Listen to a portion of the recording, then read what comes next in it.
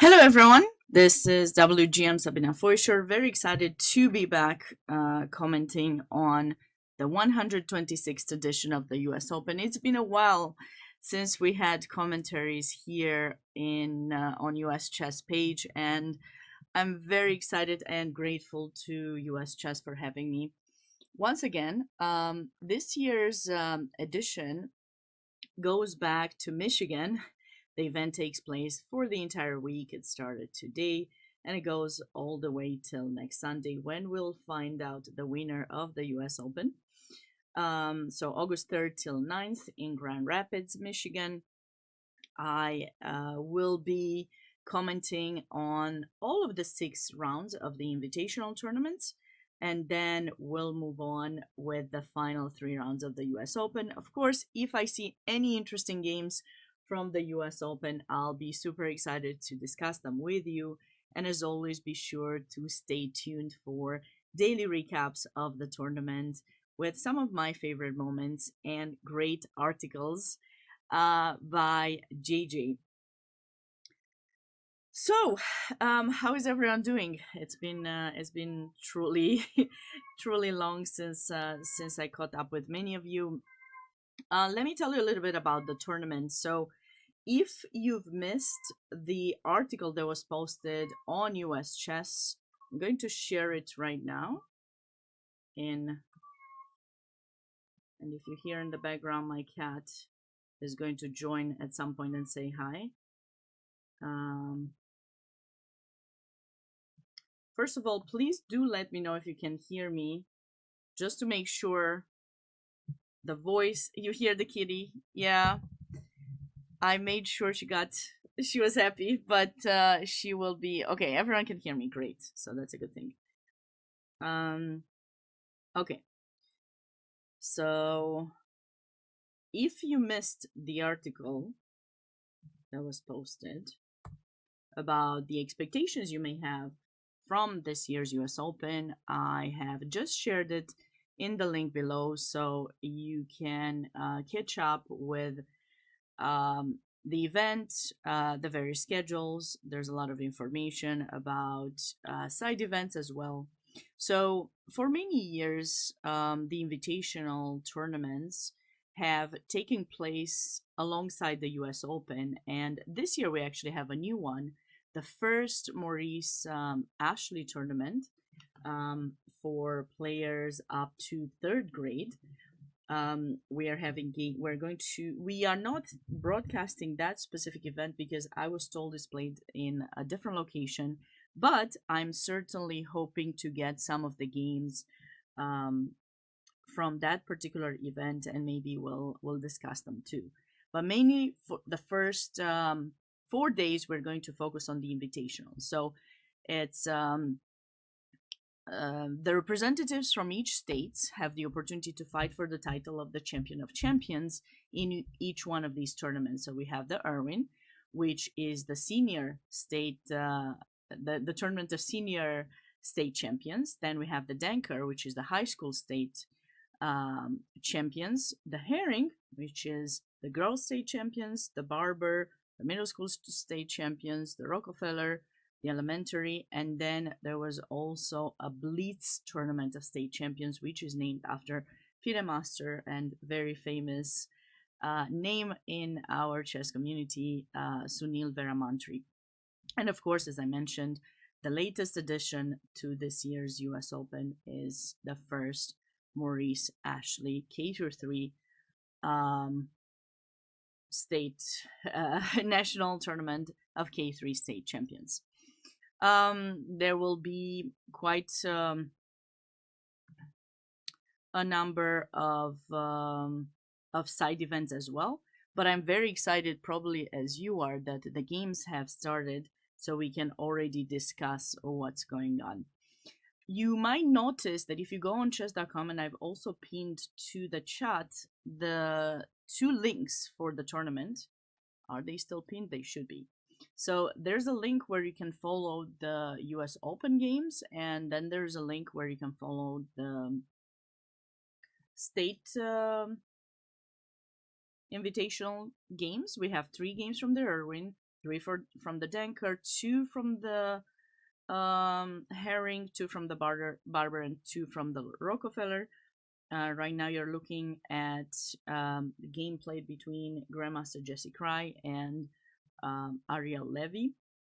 And for those of you who are wondering, last year's winner from each one of these tournaments, I can certainly let you know as we are proceeding through the events. But last year's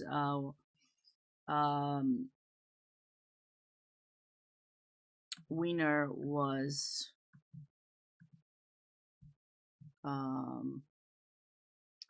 Grandmaster. There were 2 winners. There was Grandmaster Alex Fishbein and Grandmaster Stuart Rachels. The 2 of them were declared co-champions for last year's Irwin Invitational. Okay, let's get into the games. So we had an English by Grandmaster Jesse Cry, which is kind of nice to see, actually. I know he typically starts with d4. I've seen him play pretty much everything. London has been something he has essayed against me one time. But now I see he's going for a relatively classical pawn structure where he will attempt to eventually capture in c5 and play against the isolated pawn.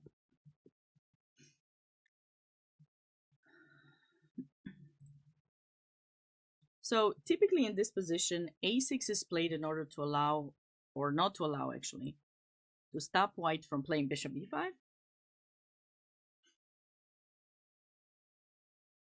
And preparing potentially to close down the position with c4 and b5. Now that is always very tricky because once we make the decision to close down the center, white will think of preparing for e4. So oftentimes we encounter a very typical idea that was started in early 1900s or late 1800s actually by Pillsbury, the Pillsbury attack, where white is bringing in the knight in e5 and then follows through with f4 and some kingside attack.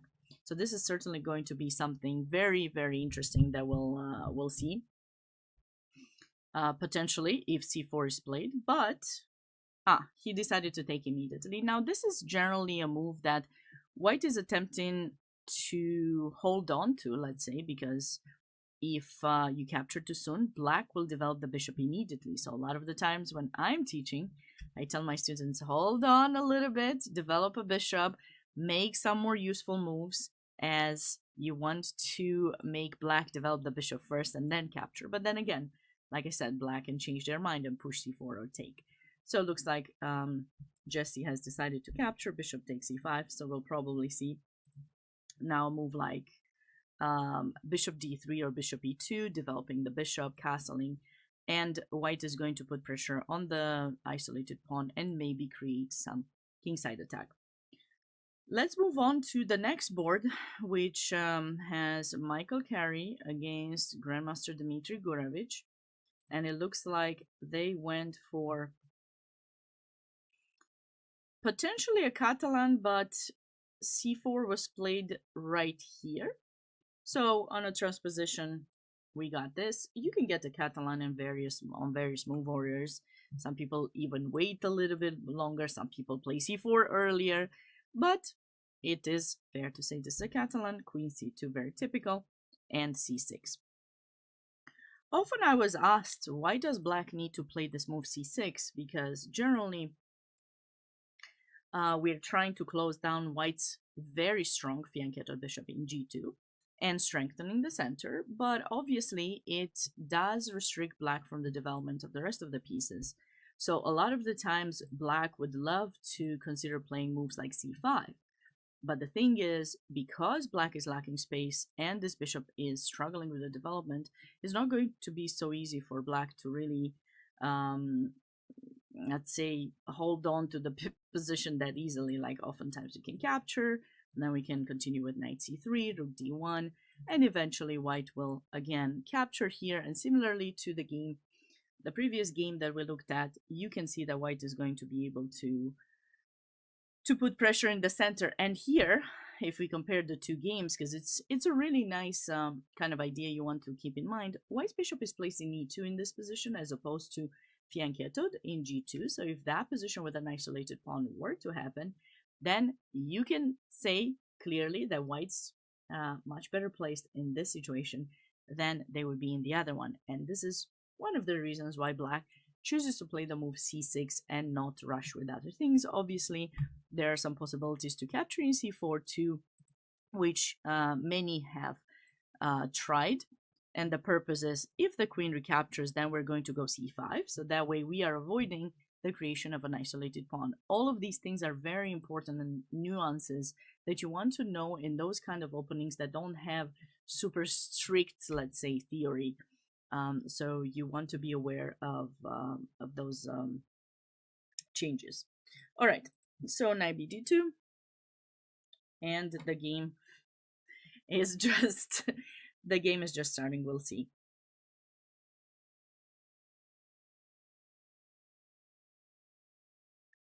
Okay, moving on to the next board, we have Grandmaster Richard Bitoon playing against Vlad Farfel, and they had an English, at least they started from an English, yes.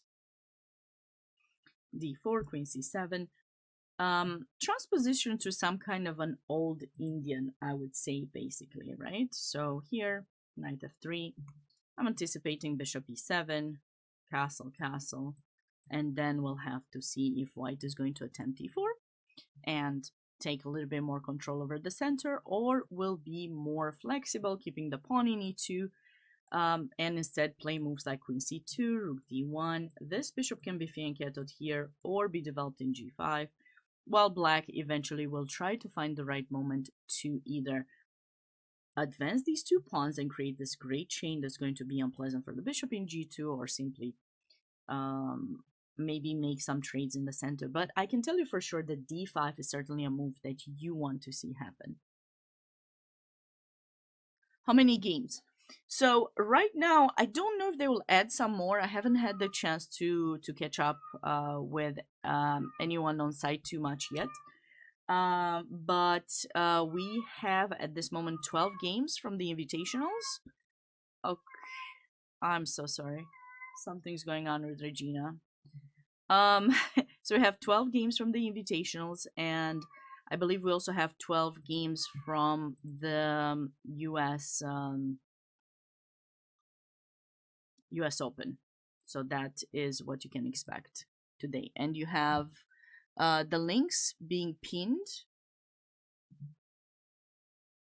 in the chat. I hope you guys have access to them, should be able to. As for the tournaments, yes, of course. As for the tournaments, we have 3 games from the Irwin and Denker. Denker being the high school tournament of state champions, and then 2 from each of the others at this point. But I'm going to ask maybe in a break or a bit later if more games will be added.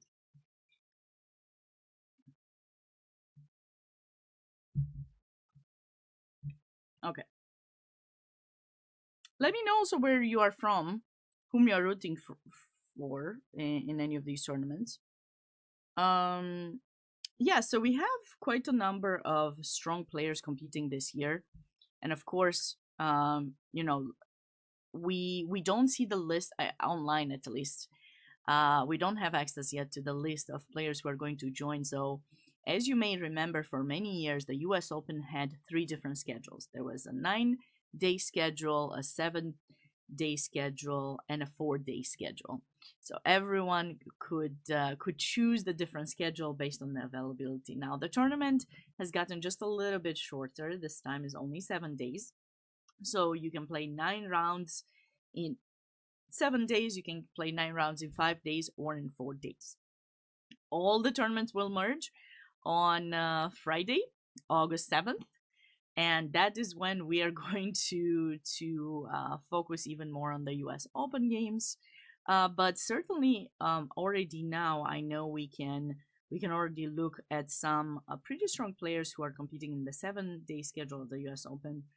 We have Grandmaster Zhuzhan Chao, Christopher Yu, Jason Liang, and quite a number of international masters as well. So it's certainly going to be um, a tournament to look for. Let's not forget the winner of the U.S. Open qualifies for this year's U.S. Championship. So we'll want to take a look for that. We'll see if so. Last year it was a pretty close fight between Grandmaster Josh Riddell, and then kind of last minute he unfortunately lost. If you guys remember, hard fought game against Grandmaster Dariusz Schwiertz, who has qualified for the U.S. Championship last year.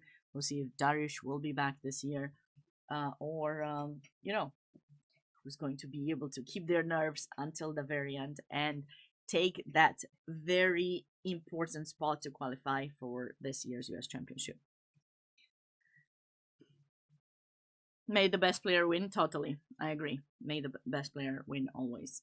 And you might also get the chance to see Regina potentially. It seems that she was requested by a few people earlier, so we'll get her to root for the best players, I guess, later. Okay, so this one is basically board 1 in the Denker. Regina, I think she wants to be on stream right away, so let me just bring her to say hi in just a moment.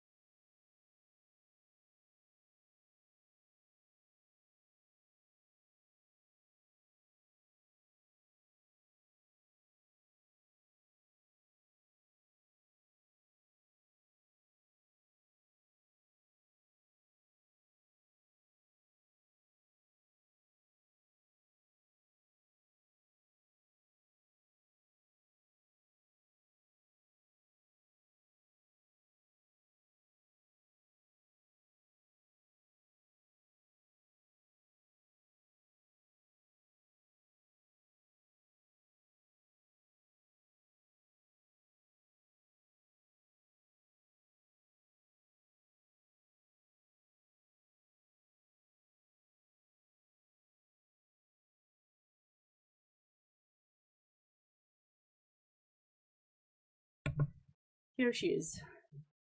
She made me she made me chase her for a bit. Okay. So most states have sent representatives. I do not know all of the players' states right now, but I will make sure to check the top ones. If you see any names that you recognize, do let me know where they're from. That would be helpful. But typically, most states do send a player, and you'll have the chance to root for your favorites from that specific state. Okay, so you may remember this name, Eric Zhao. Eric has played a number of national middle school and high school championships I've commented on his games very often. So he's the highest rated player in the Denker. Looks like he had to deal with a Torre attack, bishop g5 here. And now e5, d5, knight bd2, e3. These are typical moves that white does in order to proceed with the development further. And let's see how the game proceeded, actually.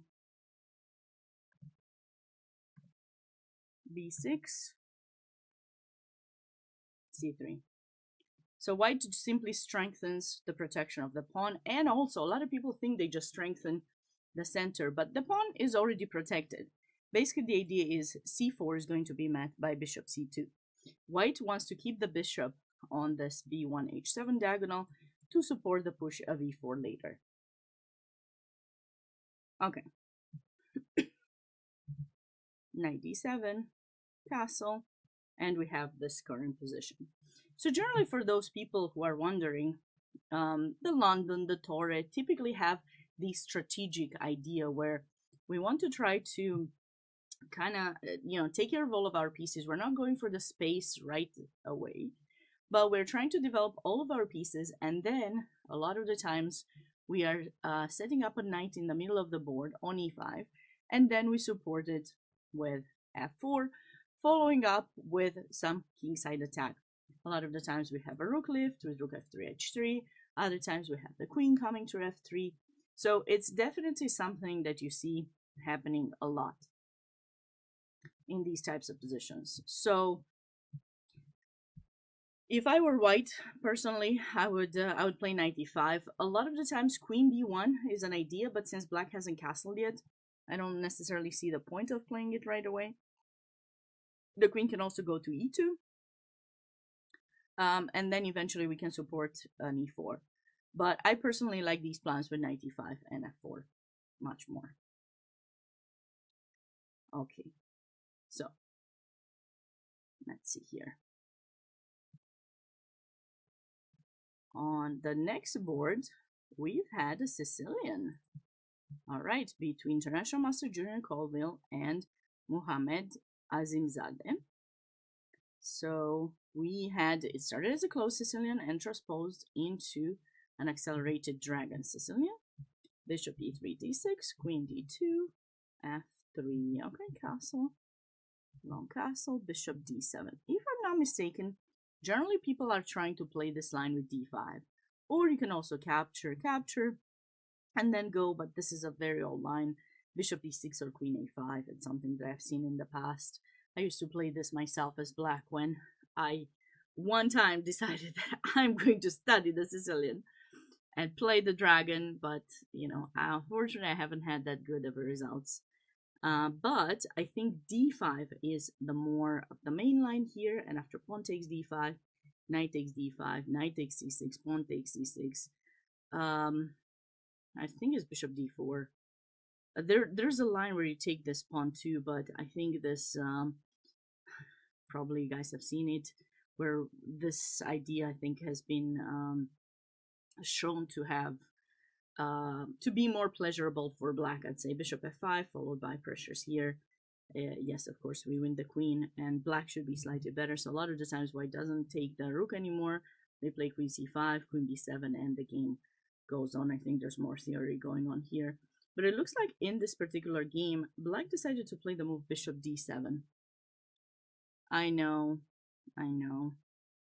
Dania was pretty good at playing lots of Sicilians, for sure. g4. a6.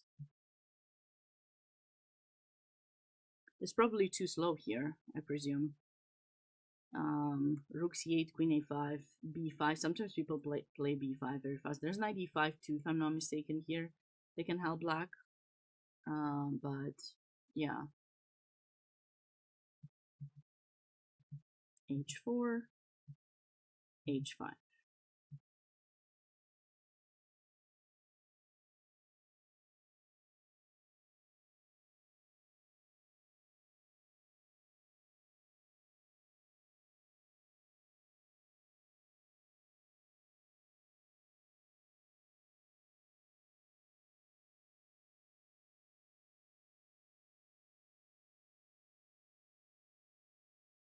Okay, and now black is thinking.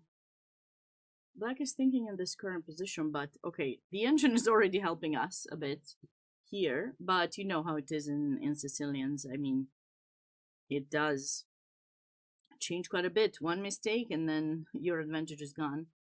But white's attack seems pretty fast, so like we do need to take here at some point, or else bishop h6, bam, bam, queen coming to h6 is going to be very unpleasant for black.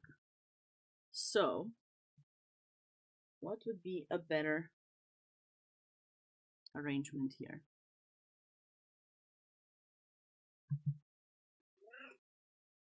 Yes, Regina? You don't like this dragon? She doesn't like it, apparently. Regina does not approve the dragon. She likes white. She likes white's position the most. No wonder. It is a pretty good position for white. But what can black do? Okay, if we take. Black seems to just have lost the tempo with the bishop in d7. Because a lot of the times you play bishop d7 to put it in c6 and trade it, but here it's not so possible. Yeah, Regina is she knows her stuff. Because you know, this is typically something that happens, right? The bishop is gone from there, then knight d7, knight c5 is coming in, or knight d7, knight d5, knight c4. If we do something like this, I think white's just gonna be crushing it, kind of, no? Knight d5, trading the knight, got the pawn to h5.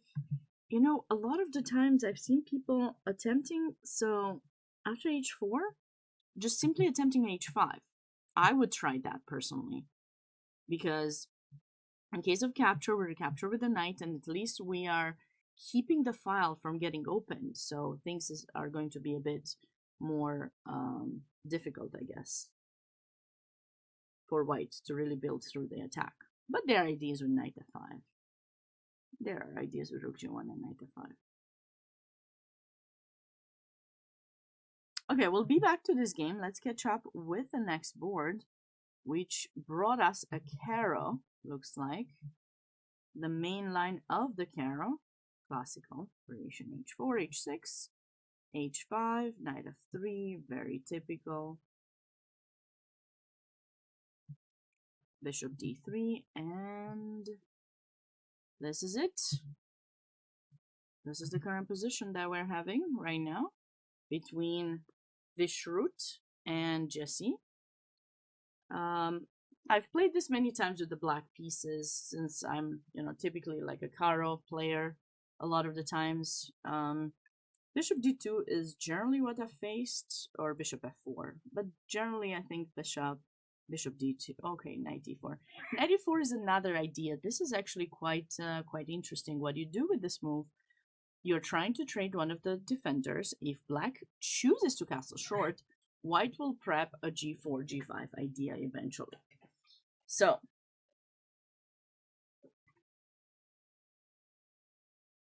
what to do? What to do with black takes should be. And here we have two options that are quite natural. I'm really curious which one black is going to choose. Because, you know, bringing the queen to d5 and trying to trade, leading to a pretty comfortable endgame for black is nice. Obviously, white's not going to trade. But bringing the knight to f6 is also nice because you see in these ideas, every single time you're playing an opening that involves a pawn push, you want to think on the long run, in the end, what's going to happen with that pawn that was pushed, right? So pushing the h pawn to restrict the light square bishop is generally what white does, but on the long run in an endgame, that pawn will have to be supported, or else the knight in f6 will keep a rook in h1 to stay unprotected, which is not going to be super ideal for white. So that is the reason why we need to be very good with our setup, with the amount of pieces we're trading as white. So, well, I guess we'll have to wait and see. Black's dark square bishop. Black's dark square bishop typically goes to e7 or d6. I would put it in d6 if we trade the queens or we play queen d5 first, then I'd put it maybe in d6, but otherwise probably in e7. That is typically where we put it. Yeah, I got it. Resting first. I don't know why your message got paused.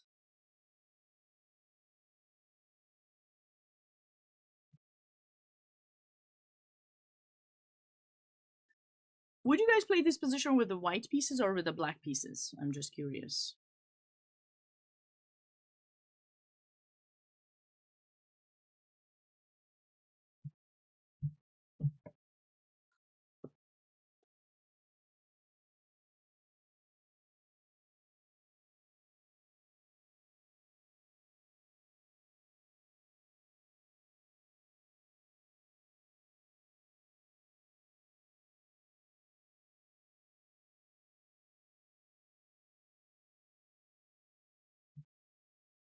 What are you guys thinking? White or black?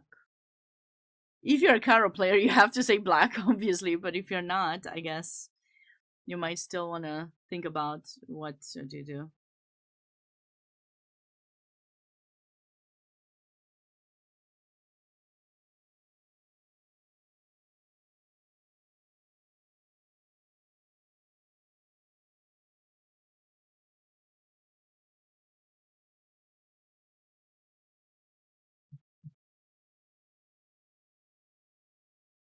Okay. Where is all of the space? I'd rather be on the offensive. Uh, okay, yeah, I told you that. I mean, I can tell you some bad things about black too. They don't have that much space. The king is still in the center. Where's the king gonna be safe? There's always a balance, right? So you gotta think about. There's not just like great things for one side or the other, right? Also the balance here. To the engine, you see, it's about the same. It's about equal. So that is certainly something to keep in mind. I know I might be trying to tempt you to choose one side or another, but always try to put things in perspective and just see what you may enjoy. Playing with. Um, what weaknesses are less less scary, let's say. Yeah, black needs a little bit more time in this position for sure. Looks like knight takes e4 was played, so we're anticipating one of those moves. Okay, moving on to board one in the Haring. We have FIDE Master Jasmine Su playing against Chiara Pavithran. The girls have played what? A Sicilian, which one? 4 knights Sicilian. Okay, there's a lot of theory here, and I've seen this being played quite a lot. This is probably the sharpest line you can encounter if you're playing the 4 knights with the black pieces, I believe, knight e4. So the idea is white is trying to stop you from pushing that pawn. Obviously, black would have loved to play d5 with this kind of pawn structure to keep the extra space, but this is not going to be an option, and even if it is, at some point we'll take en passant. Black typically plays queen c7 to attract f4, and then queen b6. The whole point is to kind of control the diagonal, which has been weakened when white pushed f4. We have the pressure on b2, and after c4 typically black checks. There's another move here, and actually I've recently played this line myself with the black pieces, and I totally forgot that this was an additional move that black would play. The point is that now once the queen moves away, we can check now, and then bishop d2, and then we can kind of like, because this bishop is pinned, white is not threatening to take just yet, right? That's protected. So we do have a little bit of time of castling or bishop a6, something like that. But still, there's theory that you have to be mindful about. But just keep in mind, this is an additional option. I think bishop b4 is the older line. I used to play this a lot, but I do like knight e3 a lot. Now, the point is, black doesn't have a good spot to retreat this knight, because if we go back to e7 or c7, black is going to be super passive. White develops here with tempo, the queen moves, and I think there'll be ideas with this, well, maybe not yet, but there will be ideas with that check. Right now this pawn is hanging. Okay, let's protect it. Let's protect it with king f2. White's king finds some shield, shelter. That pawn is protected. And there will be ideas like this to totally crush the dark square bishop. So be very mindful if you're going to play this line. Be very mindful to know how to equalize. So f5 is a very important move. Looks like Chiara was aware of. Knight f2, bishop a6. Now king f3 has to be played. Knight e7. Now there was a possibility, by the way, here for white to take en passant too, which typically allows the capture. And then if we take, white usually plays bishop e3, king here, gets the queen out, and has a more comfortable position. But it looks like in the game, knight f2 was played. This is an important move. Yeah, you do not want to allow some c5 and followed by a3, b4. As I said, that bishop needs to be saved or traded. Queen a4, interesting. I was thinking b3 could be a good move, but I guess the engine still doesn't like it. Queen a4, bishop b7.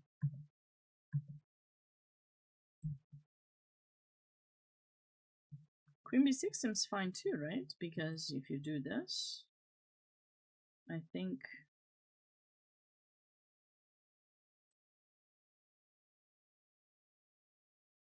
can we do this? Takes the queen, takes the queen. Don't take the queen. You know, the bishops will be traded at least. Bishop b7 seems a bit passive to me, but okay, let's see. Very important to open up the bishop. Okay, since white doesn't have the chance to play here, I guess it makes sense. Yes, Jasmine just competed in the in the US Junior Girls Championship just like maybe a week and a half ago. I don't know of another tournament. If you know, please do let us know. Shift. And this is the current position. They've played quite a lot of moves. The players have been playing for about an hour, but I don't know. There was a delay with the games showing up, and there should be a 2-move delay. So I do not know if there was a delay in the start or something, but considering the time, so the time control for this tournament, by the way, be aware that there are different time controls for each event during the US Open. This one is 90 minutes with 30 seconds increment. The US Open, depending on the schedule that you're playing in, would also have different time controls. Like the 7-day, I believe it's 100 moves. Sorry, 100 minutes for 40 moves, and then sudden death 30 minutes, and then 30 seconds increment per move. For the 5 and 4-day options, they are playing with delay. So just you know, just to kind of give you an idea that there are different time controls for each event. You meant that one, got it.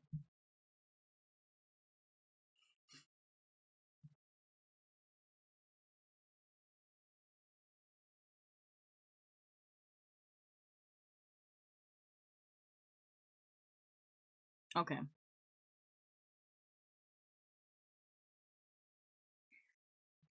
Knight c8, I'm not a huge fan of knight c8.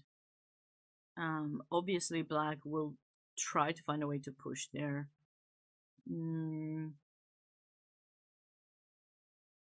I wonder, I mean, obviously castling is not really ideal to drop the pawn.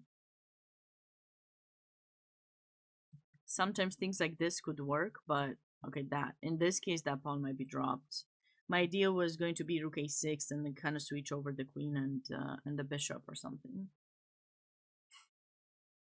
Or maybe plans with g5 could be things that white would have to face here. That would be unpleasant. If you go h5, we'll still go g5 maybe. Because en passant we take with the knight, rook g8. Or maybe, yeah, rook g8 should be fine.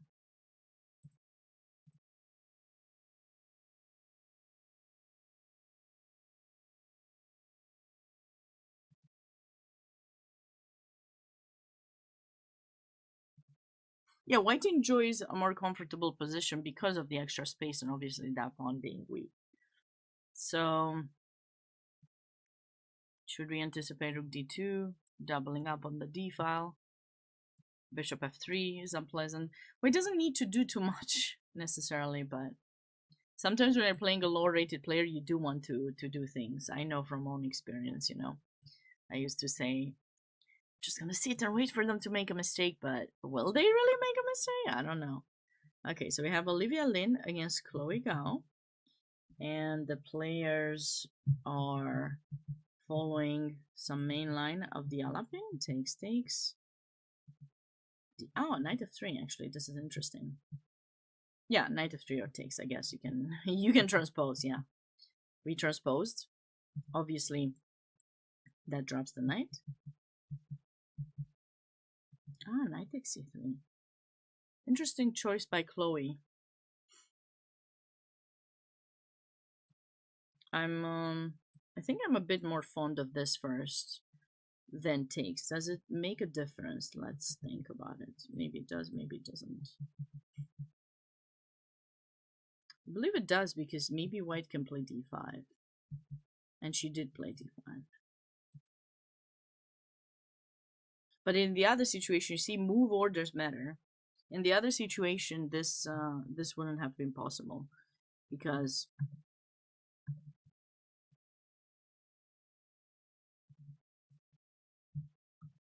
if you take, we kind of have to take back, and then we can do this.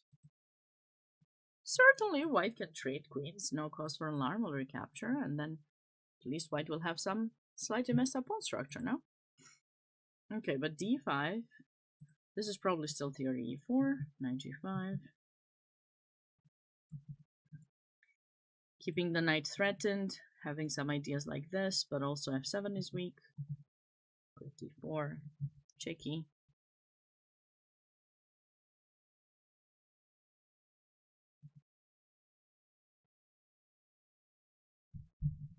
And here we have it.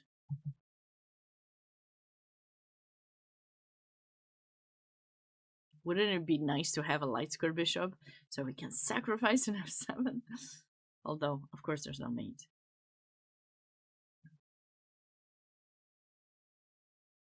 I need a space before the fire emoji. Oh no. Okay, let me fix it. Let me fix it right now, because then I'll forget.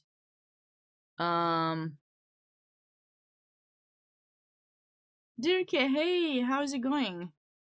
How is it going? Great to see you here. I'm back to doing commentary here for the entire week. I'll be here the entire week. And the rest of the month, I will be on my channel.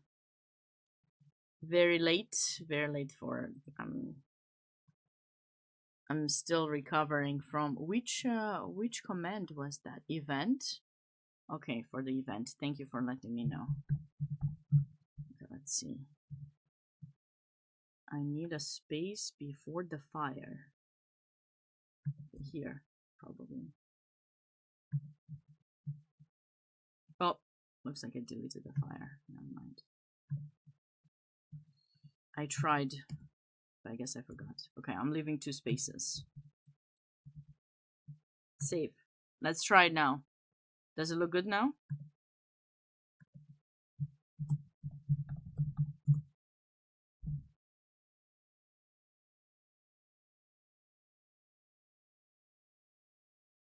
Should be fine, I hope. Seems good. Awesome.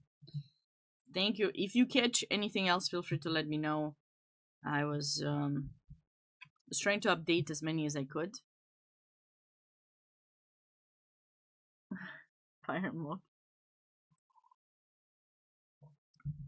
I thought fire is like a new thing, like people are using these days. I have to have it posted there.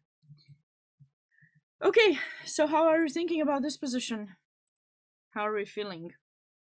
Are we feeling e6? Because I'm feeling e6 for black. Bishop pair, slightly better position, more comfortable pawn structure, but Chloe still has to prove if she can outplay her opponent, so it will take a little bit of time. So Chloe's probably representing New York. I do not know where Olivia is from.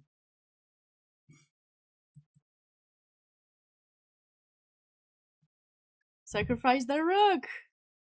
When was the last time I streamed? Don't remind me.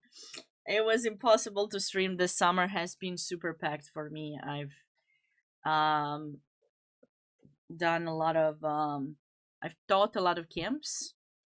I actually just finished one last week and almost didn't make it back to do commentary because of some flight delays. But I've had a lot of camps back to back, and unfortunately, I haven't had the time to stream on my channel at all. So last time I streamed was probably the nationals, which were in May. It's a long time. Yes, you remember just round one? No, I did all the rounds. I commented on all the rounds, but I don't believe I streamed after that at all. I'm due for a couple of podcasts as well, so if you haven't caught up with my podcast, you can do so. My latest one was pretty fun. Learned a lot about chess psychology and psychology in general, and how we have to be better. Um, how to better train our mind. So highly recommend checking the latest one. And I have two that I am planning on recording soon, probably after the US Open. So you guys will have some cool stuff to check out, and then hopefully more streams on my channel and some tournaments. I'll make the announcements on my social media once it happens. But for this tournament, you definitely will be seeing me here every day. I'm going to comment on all the invitationals, so the rounds. Typically, the times that I'll go live are going to be 10 a.m. and 7 p.m. Tuesday, Wednesday, Thursday only in the morning, and then Friday, Saturday, Sunday. I'm following along the US Open schedule with the last 3 rounds of the US Open, catching you with the action for those events. So you will see me here on US Chess Twitch channel for the entire week. So I certainly hope you'll stop by and let me know which game you like more, and what to cover. And then, of course, I'm going to share my favorite moments from these tournaments with JJ, who's going to write, I'm sure, some great recap articles on everything happening on site in Grand Rapids, Michigan, and of course, share some of my favorite moments, and then maybe some will be posted later. So there's gonna be a lot happening this week. Did I know that you were Jaden? I don't know which Jaden.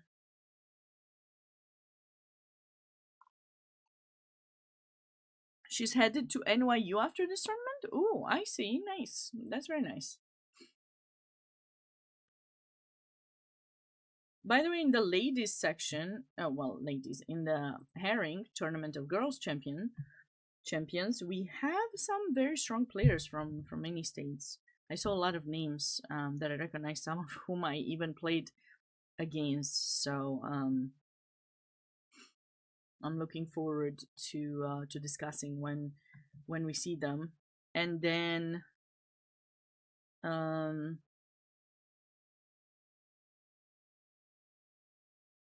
haven't checked if there are any girls who are competing in the Denker or not, because sometimes some of the girls choose the Denker or the Barber instead of the Haring, depending on how they qualified from their state. But I don't believe I saw anyone. Maybe there was one or two. But we'll let you guys know.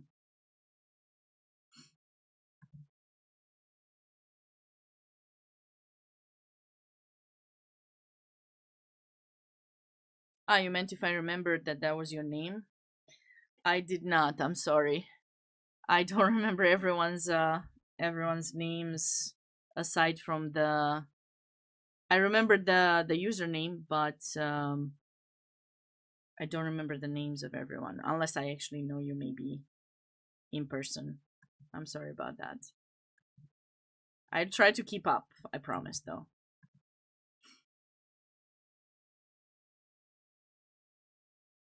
So this is board 1 of the Barber. So this is K through 8.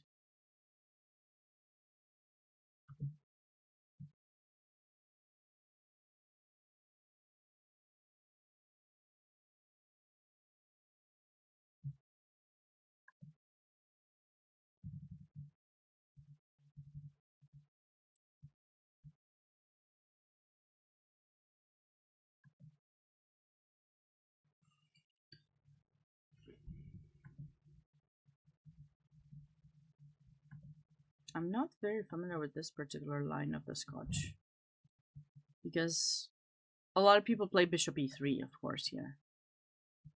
Knight f3 is not one of the more popular ones. Sometimes knight takes c6 is played too, but knight f3 is not necessarily one of those moves that you see happening a lot. So I'm trying to understand why c3 wasn't played.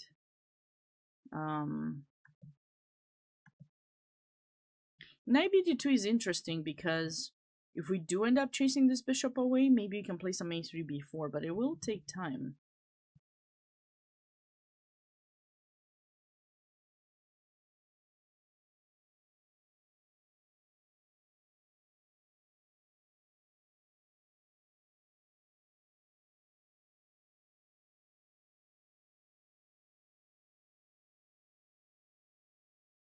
Yeah, the standings do show. The standings do show. Hi, chess pawn. But I just haven't checked for everyone, but if you want, I will do it. I will do it to make it easier for everyone. Okay, so for this one, for the Barber,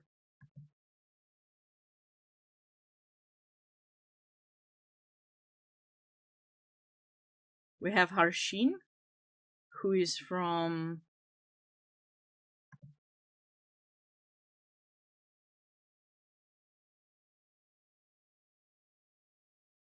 the bots left you alone. Yeah, sometimes when you put the link, they don't let you, but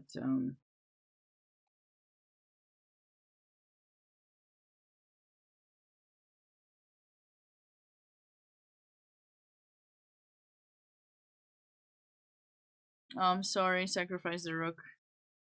We're all getting excited about games, you know? It doesn't have to do with the players, the game that we're excited about.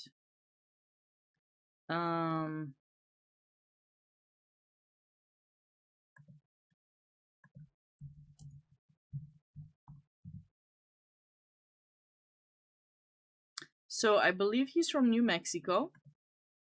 And then his opponent is from Michigan, actually. His opponent is from Michigan.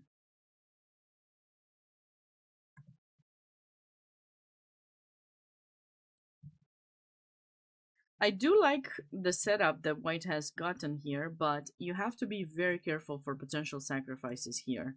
And I've seen way too many recently.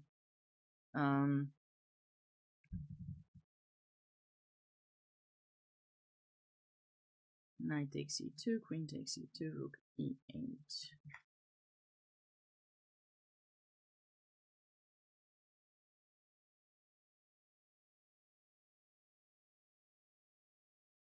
Sorry about that. They misspelled your name.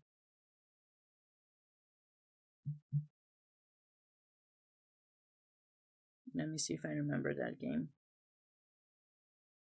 Oh, I see. Okay.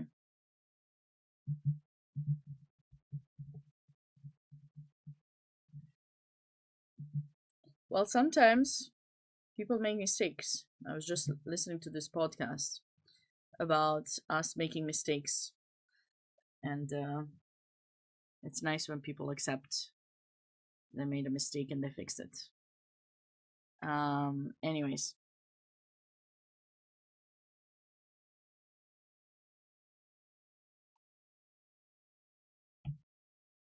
Okay.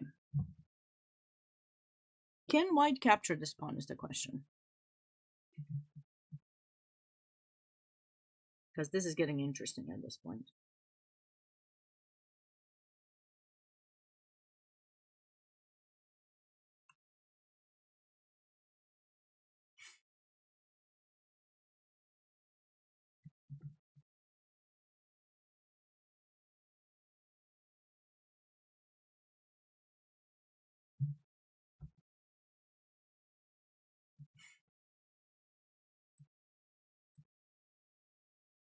Because this, I think should be good for White. Maybe we can even go queen here, which is actually even nicer. If you want to give me the bishop pair, I'll take it gladly. Maybe the idea is to play bishop f8 and put pressure on this pawn and then go bishop b7. That makes a difference, but I just don't see why black wouldn't just protect the pawn or attempt like c5. and then get the rook there. It seems more natural. He's trying to set up some kind of trap, but I'm not super aware of what it is. Maybe he's thinking f3 will be played and he will have some tactics with d5, which is kind of a nice idea. That's potentially what he's thinking. Okay.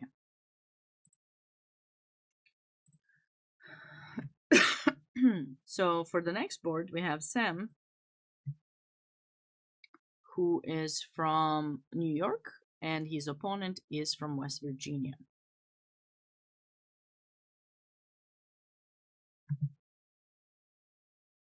It looks like they had a closed Sicilian.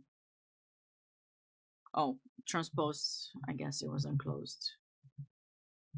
I guess you can consider this potentially check over Sicilian transposition to some dragon with the strange setup where white doesn't have the knight that wasted 2 moves to go to d4, but the queen did, so it's basically the same thing. b5, bishop h6. No, bishop h6 was not played. I kind of like bishop h6 idea, but just so you know, if black hasn't castled and white goes bishop h6, we typically capture, and then we don't castle. Obviously, it's not possible. But I think white doesn't have that much of an attack, and we can hold on to the king in the center for the time being. That move is not possible, and I guess if you go king b1, black can proceed with some development, and followed by bishop c5, knight e5, bishop c4, knight e5, b4 is an idea too, something of that kind. So it looks like white decided to play knight f4 first, and the idea is white is probably going to attempt placing one of the knights in the center, maybe this knight, so that he can later go bishop h3. Slightly more comfortable position for white, if you ask me. So bringing the queen out early is not. It's actually there's some line that white plays occasionally when they bring in the queen to d4, the check over. But typically you see it like here, maybe, for example. You also see sometimes, I think, like something like this. This is more like the check over, actually. So you do see it, okay, on some number of occasions, but yeah, it's not the most, I guess, typical thing that you see generally, that squares occupied by the knight, because knights love squares in the center early on. But this is a great possibility too. Knight c6, bishop b5, bishop d7, and generally this queen is brought back to d3, maybe capture, maybe not, knight c3, and the game goes on. So that is a possibility. It's not that strange to have the queen out early and then retreated. But I actually kind of like this idea of bringing the knight to f4 is definitely a nicer placement. A lot of the times white retreats with that knight if they want to build up some attack and they want to play with f3 to kind of restrict black's bishop. They oftentimes put the knight in b3, but that knight is sometimes exposed to a5, a4, and you'll have to move it again. Trust me, I've tried that on a number of occasions with white, and it wasn't fun. So, all right, and finally we have reached board 1 in the Rockefeller, which is the elementary national state of champions. So in the Rockefeller, we have Aiden, who's from Illinois, playing against Tanush Doka from Virginia. So what do they have over here? Never French c5, bishop d2. I used to play this line a lot. Now, a lot of the times,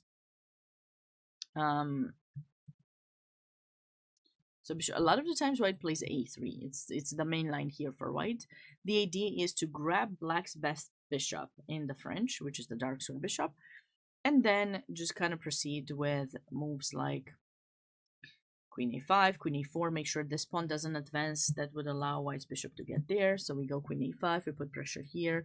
White generally responds like this, and then we make sure that pawn doesn't advance. I used to play that line many times. Now this other line that was played here is a bit different because white doesn't play a3. White is trying to get the bishop on a different fashion, but also utilize the fact that the bishop is gone from the control of d6 and tries to get the knight there as soon as possible. Black has no way to control the square and has to castle just or manages to castle right on time, or else there would be some serious issues if white manages to place the knight there. But I'm surprised of knight e3. I thought white generally wants to utilize the extra space, extra advantage to get this pawn up first, then the development of the knight bishop, and then potentially, actually, I don't know which castle I'd want to do with white. I think both would be fine. But it looks like white chose differently. He ended up playing f3. Sorry, knight f3 directly, without pushing the pawn. Bishop d7, knight d6. Might not have been necessary. You gotta be careful when you place the knight here too soon. There will be ideas with f6 or knight f5 chasing your knight away. You're playing in the 5-day section. All right, Dark Tiger. Good luck to you. I hope you do well. So I guess you are chilling for a couple more days before you start on Wednesday, is it? I think you start on Wednesday. Maybe you'll get on some DGT boards. Let us know if you do. Also, do I know you, Dark Tiger? I know. Sometimes people know me, but they don't tell me who they are. I need to guess.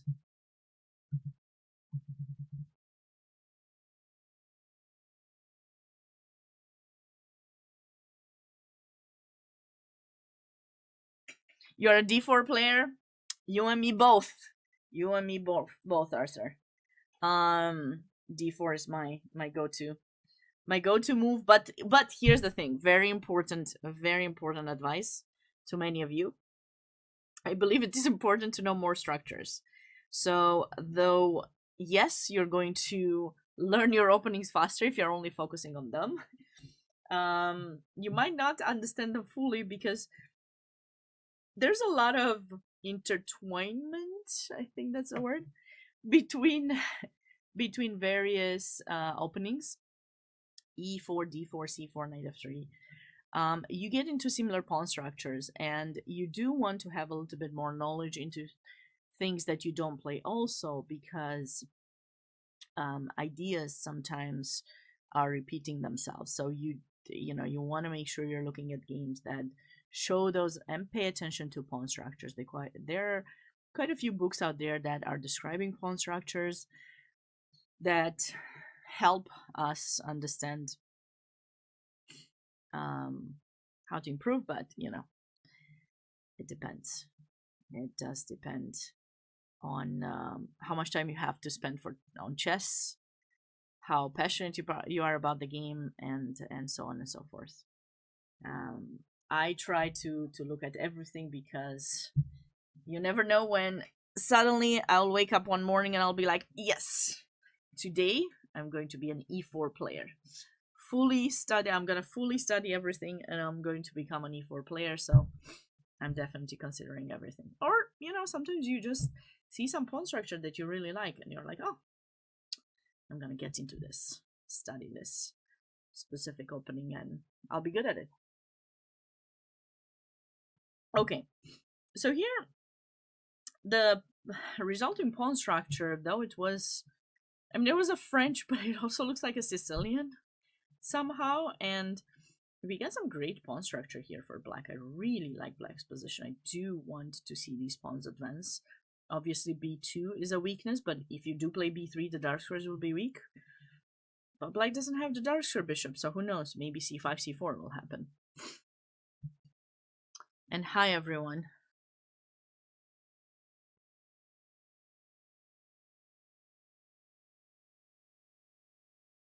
With black, I played the Caro. Okay, me too.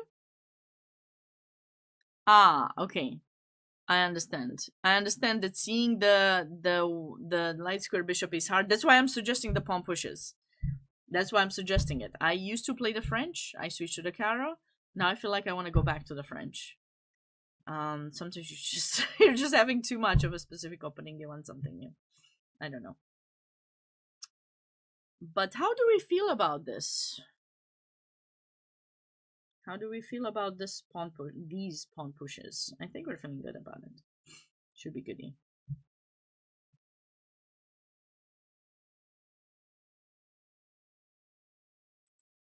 Okay, let's catch up with the last board and the Rockefeller. So, oh, I know Shrihas. I mean, I definitely analyzed these games before. So, Shrihas is from Texas. And then his opponent is from Andy Chen, Washington State.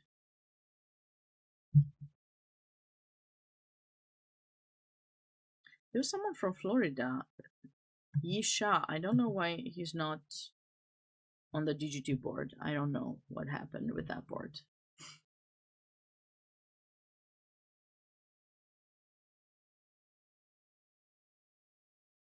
No, there's some Caro-Kann lines where, you know, like here, where white doesn't push and just plays knight c3 or something, or takes. I mean, but generally black does get the bishop out eventually.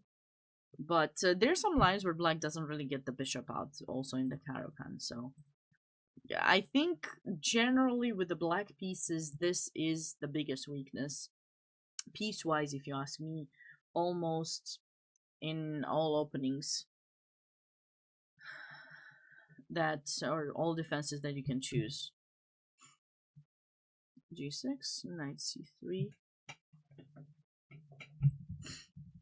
bishop e3.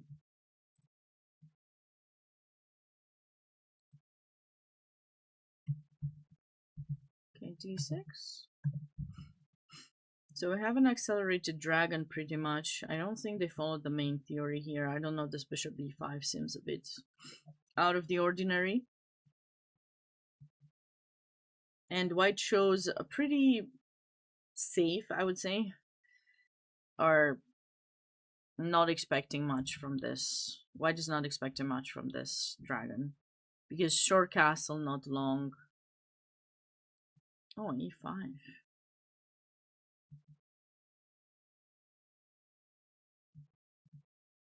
Checky.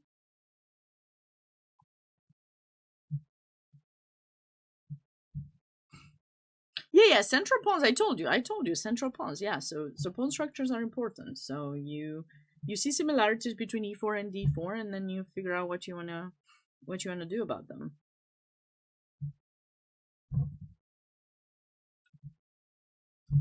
Queen d2.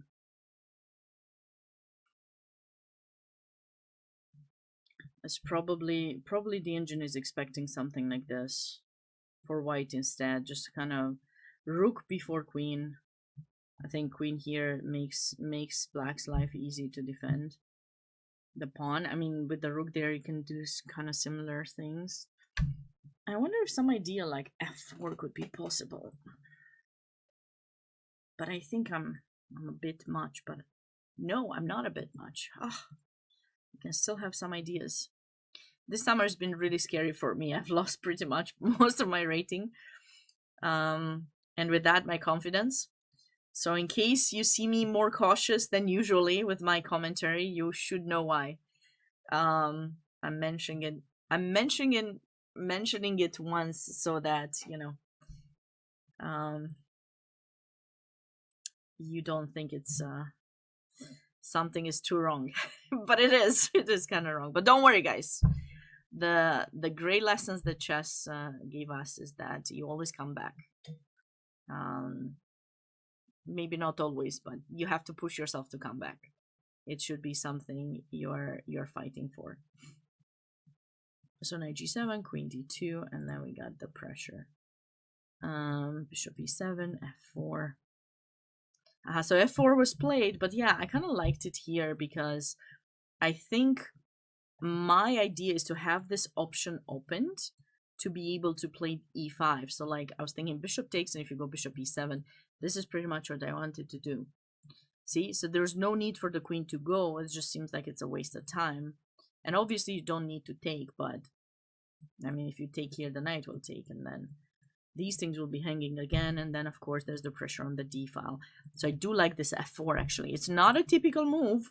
This is not a typical move for a Sicilian. You don't really see, I mean, f4 is for the Sicilian, but not for this kind of pawn structure in the Sicilian.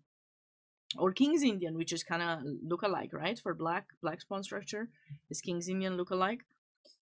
But exactly because it is a King's Indian look-alike, this is oftentimes the break that white does in a King's Indian to stop black from pushing that pawn to f4 and kind of getting the extra space. So that's why I kind of feel that that move would have been nice there. Okay. So the difference is now we can take and then maybe something like this and then push, see? And that wasn't possible with the queen in e2, I believe. So like, if you take, and this, you can capture, and thank you for your kindness. That is the issue.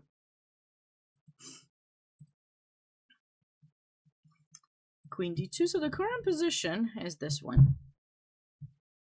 I'm liking white's position for sure. I mean, rook d8 was definitely not ideal, but how do we win now with white is the question. +2 is a pretty big, it's a pretty big, okay, 1.7 is a pretty big advantage for white. I was thinking stuff like this. Probably that's why queen e2 was played. Black's pawn structure has been slightly destroyed, and I would love to get a queen in f7 to follow through with some mating nets. Black's pieces are not doing very well. Andy's doing good. And just to tell the ratings for these players, Andy's rating is 1766, while Srihas is 1667. Sorry, 2167. So there's a pretty big difference, but white is holding on pretty good here. Aw, f4. Oh no, he's getting scared, but like, I'm telling you guys, these ideas are very difficult to stop. If you go there, we're gonna meet you in a beautiful fashion. If you go here, we're gonna win a piece in another beautiful fashion.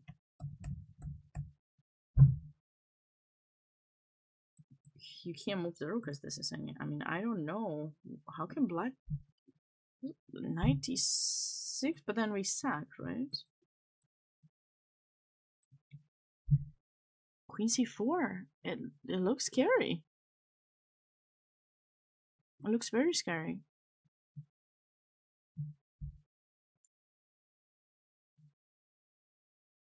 I do not have a move of defense for black after queen c4.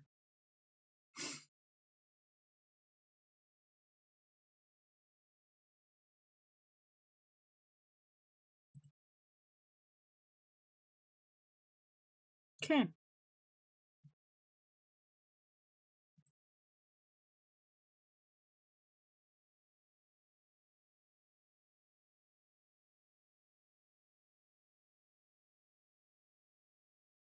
So in the US Open, we also have 12 boards. They're live, by the way, for those of you who are wondering.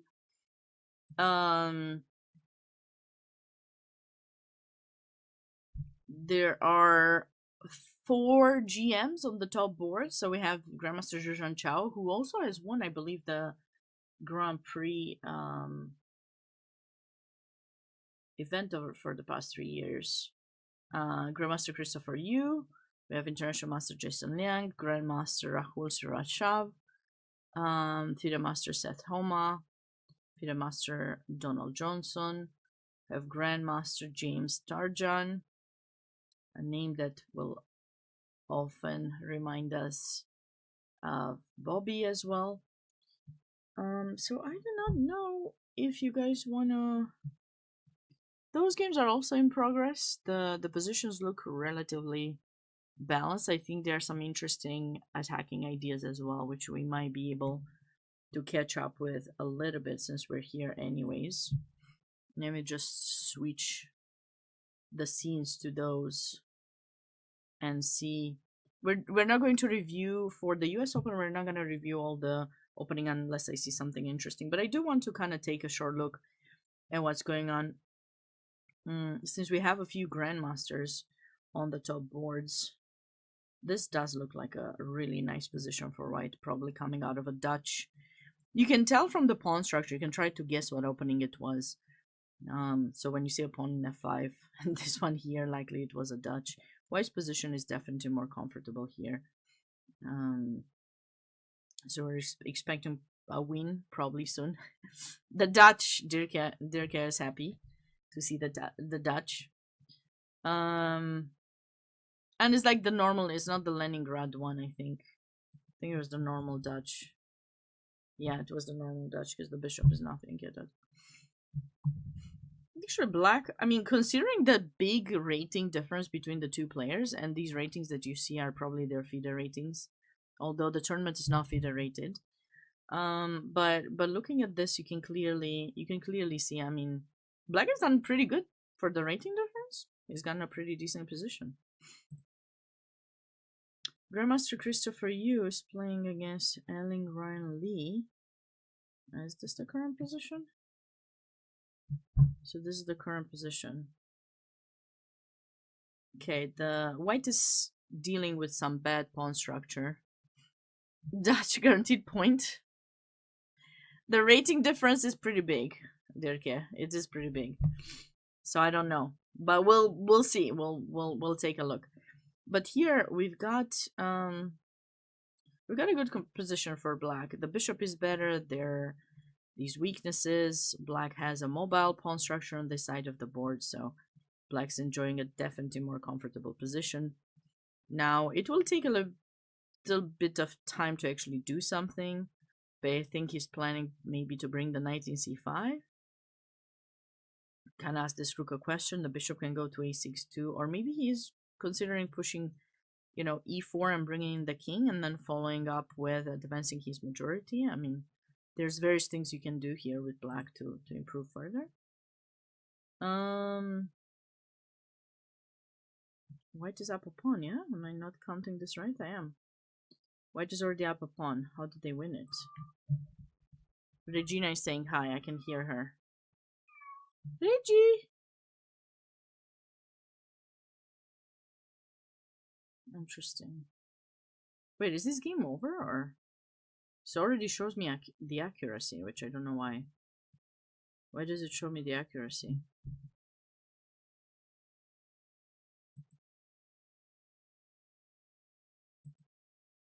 Oh, I had pressed something. Okay.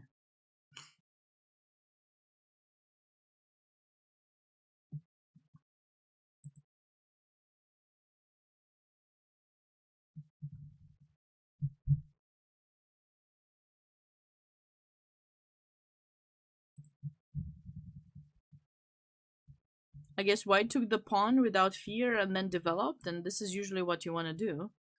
You just hold on to it. Black might try to put some pressure, maybe get a5 in, but I don't think there's gonna be much to play for there. Not much has happened in this game. They're still quite early in the...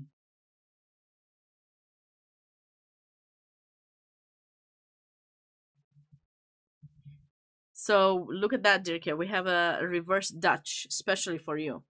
The bird. I don't know what's up with this 92, but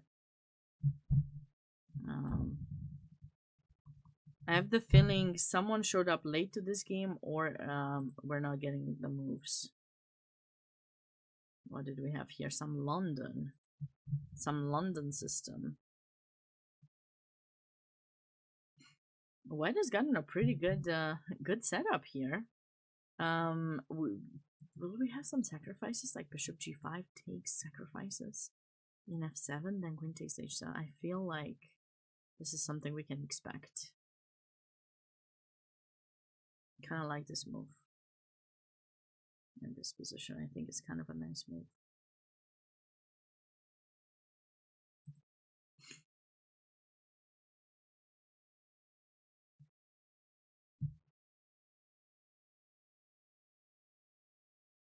Or should he just play knight f3, knight g5? This is nice too, by the way. If you have a knight in the center, just remember you can get a second one and then attack f7. You pretend that you're attacking h7, but in fact f7 is what you want. Black's pawn structure is quite bad. They haven't gotten much to do on the queen side just yet, and they don't have much space. So white's certainly having a better position here. What kind of... Oh, this was Ponziani or something? Yeah, Ponziani. Okay.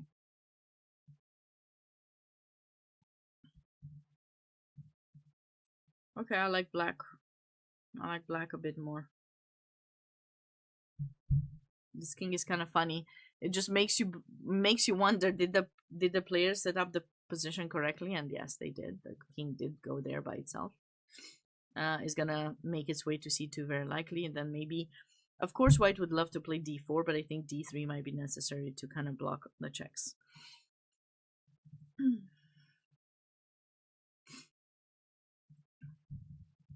Ooh, quite a Petrov.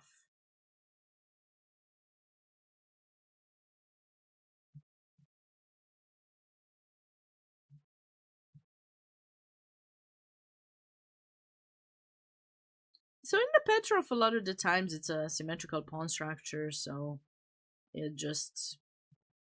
You feel there's not much to play for, and that's not true. That is not true. Look at this. 93 offering a trade. If you trade, the pawn takes. Now white will have some center.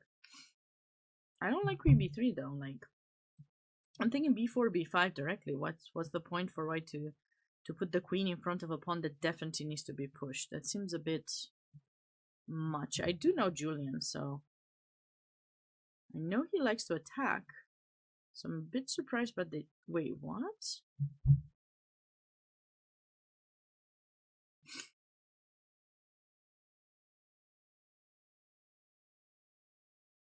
It's a knight move here. I'm sure there's a way for white to do something about this. I can tell you for sure. I just don't know exactly how.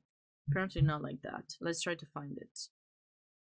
We don't have time to go here directly, obviously. The bishop is captured, but like, could we do this? Probably not.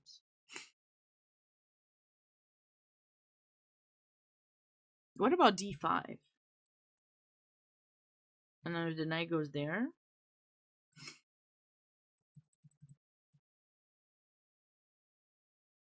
Queen b4 or queen a3 maybe? And then b6.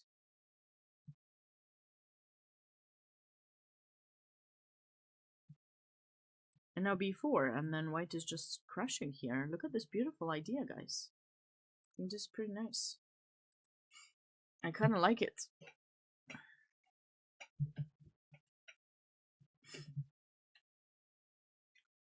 I think he rushed. He probably saw this idea with bishop f5 and rushed for it. I would try to do that too. But this does look nice because obviously the knight cannot go there because of this, which would be typically the place you want to put it on. If you go knight b8, probably something of similar fashion would happen, since you're staying on that bishop f5 idea. Knight here, here.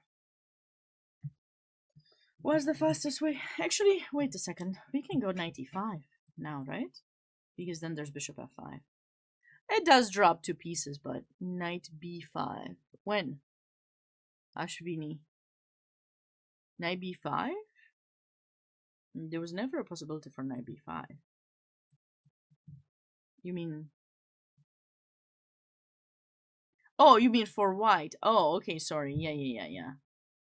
Yeah, we can go knight b5. Sure, that's a nice move, yeah. And then we take. We win at least a pawn, if no more. We have way too many ideas to infiltrate here. So the move that was played in the game was knight here, which allowed black to kind of escape. I guess black's king is still restricted, but we don't have a mate just yet. Check. The problem is, if black brings in the rook here, black might just survive. Yeah, see, white lost a lot of his edge. He just kind of... It was the right approach, but initiative is very important. For those of you who are wondering, like, what is this initiative? Well, sometimes your opponent will make moves that um, just give you the ability to develop your pieces faster, and you can improve them with an attack. While you improve your pieces, they have to kind of move the same piece again and not have the opportunity to actually regroup with their own. And those are moments, that's what dynamic chess is. Those are moments where you have to be as careful with the moves as possible. If you're not, then you're going to lose your edge. Sure, momentum, you can call it. Some people don't like to use that word because I think they don't believe that it exists. I've had some conversations with some GMs who believe it's not really called momentum, so I try to avoid using words that might not have as strong as an idea, but you can certainly use the word momentum in a sense, like that's the time where you have to be concrete with the position, to not miss opportunities. But it's not easy. B4.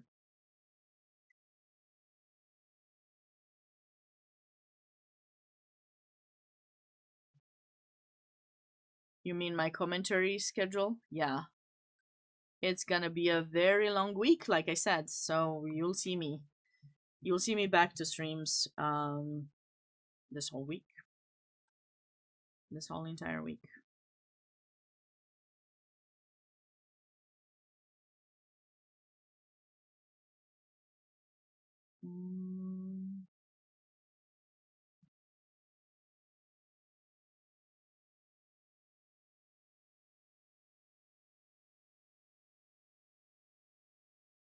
This is a pretty good French with reverse colors, if you want to think of it that way. You'll see me in person again? Where will you see me in person? Wait, there's a oh, you just made it up. Okay. Hydration would be good if I would still have some drink, but don't worry, I'll take a break soon and I'll make sure I get some water.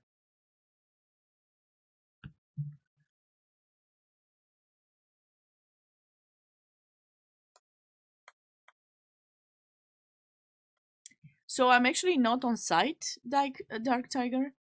Unfortunately, I'm not on site, so you will have to see me here.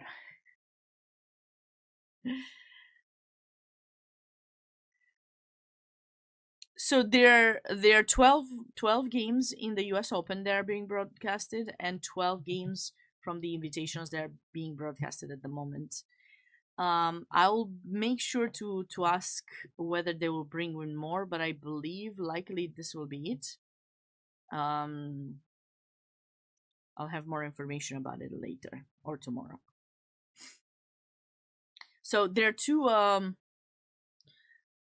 two links, one with the US Open games, which I'm just catching up with now, and the Invitationals are on the other page that's tagged.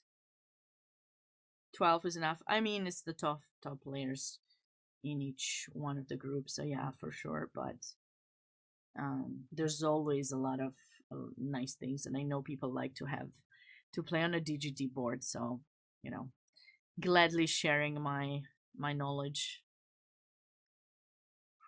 as much as I can. Okay, so this was likely another French. And I do like White's position resulting from it, because the bishop is still stuck there. E5 will be difficult for Black to play because D5 will be weak. With these knights having made it to these squares, H6 is gonna be difficult to be played, and so Black will have to be stuck to protect H7. So White's position will be, oh, looks like Black just blundered. Can we just take and take and take? I think so. But I just wonder. No, Queen H5 doesn't work as a Knight F6. Yeah, White should be winning here after E5. That was a pretty big blunder. Okay, I'm sure they might play on top boards. I do not know if they will add boards for the other sections as well, but they're different they're playing with different time controls, by the way, because the US Open 7-day schedule is played with 100 minutes for 40 moves and then 30 minutes for the end of the game with 30 seconds increment from move 1. And then the invitationals are just 90 minutes for the entire game with 30 seconds increment from move 1. Yeah, knight takes, and Will is going to claim that draw, that win very soon. Not draw. Not a draw, not a draw. I apologize. This position looks pretty balanced. I mean, this knight is going to look a bit scary if it makes it to d3, which we can't really stop. But maybe we can consider something like this. Now moving over, moving the queen, or bringing in the knight. I would say pretty balanced. And then lastly, oh, 11. No. Board 11. What happened over here? So this was some kind of a King's Indian based on the... Oh, no, I moved. I apologize. I moved the board.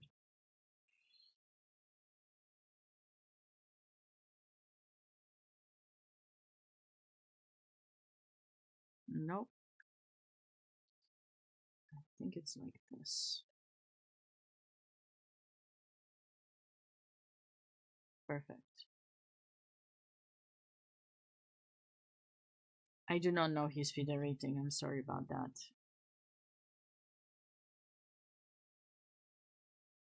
So white totally closed down approximately the king side, but now black is trying to open it up, but I don't think the sacrifice was good enough.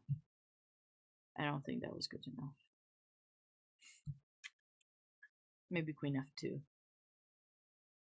Knight g2, white can switch over. Also rook b7 seems unpleasant. f7 is hanging.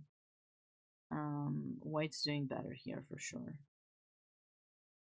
And this, okay, we just got here when black blundered. What is black? Black is hoping for this to lead to a good position. Maybe this is what he calculated, that he can take here. And he's gonna do great. But I believe that after knight takes e4, first of all, we can also trade a pair of rooks, which will be nice. And now I think white has other options. What is the best option for white since you're hanging 2 pawns here? Should you just go b4 or something? Or maybe knight takes, but then you take. We don't have time for all of this fancy schmancy stuff.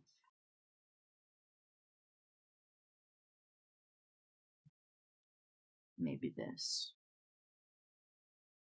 Okay, so what is a good move? Let's come up with a good move here for white. Yes, I'll look at Eric. I was looking at Eric's. I was just trying to catch up with this before going on a break. But I'll look at that game as the last thing. Oh, sorry, my bad. Doesn't this just win a piece? It does. Okay. So let's get back to, you wanted Eric's game? Okay. All right, so let's catch up with this game now, and then I'll take a short break, and I'll be back.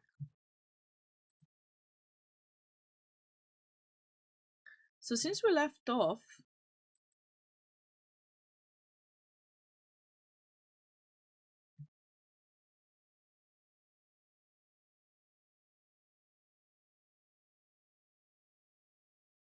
white has gotten a pretty good position, well, set up at least, because white has the knight versus the bad bishop.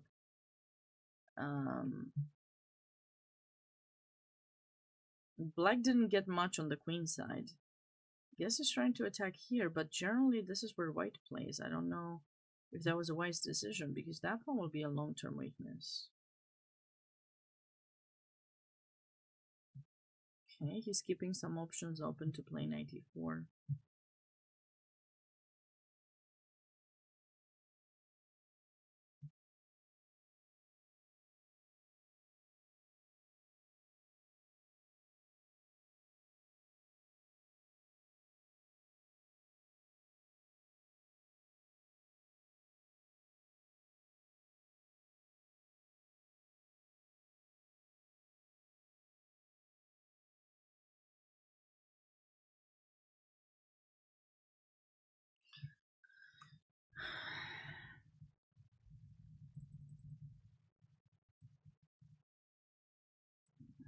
this would allow for the knight to come here.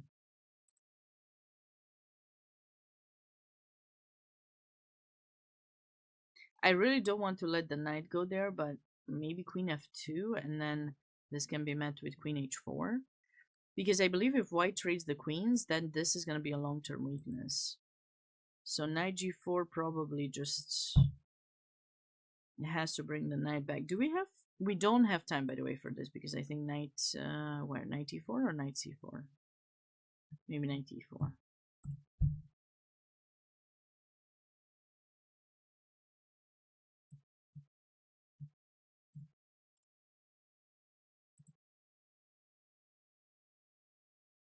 I guess white has to just go back, but then we'll have knight e4. Queen e2. It's pretty balanced. I mean, I'm anticipating something like this for black. He has to be careful not to allow anything to get to f7, specifically at knight, but a5, a4 for white. Sure, I mean, that could be an idea, sure. I was kind of looking at this pawn in f4 since it's so weak, and I would love to trade queens to make my life easier. But, yeah.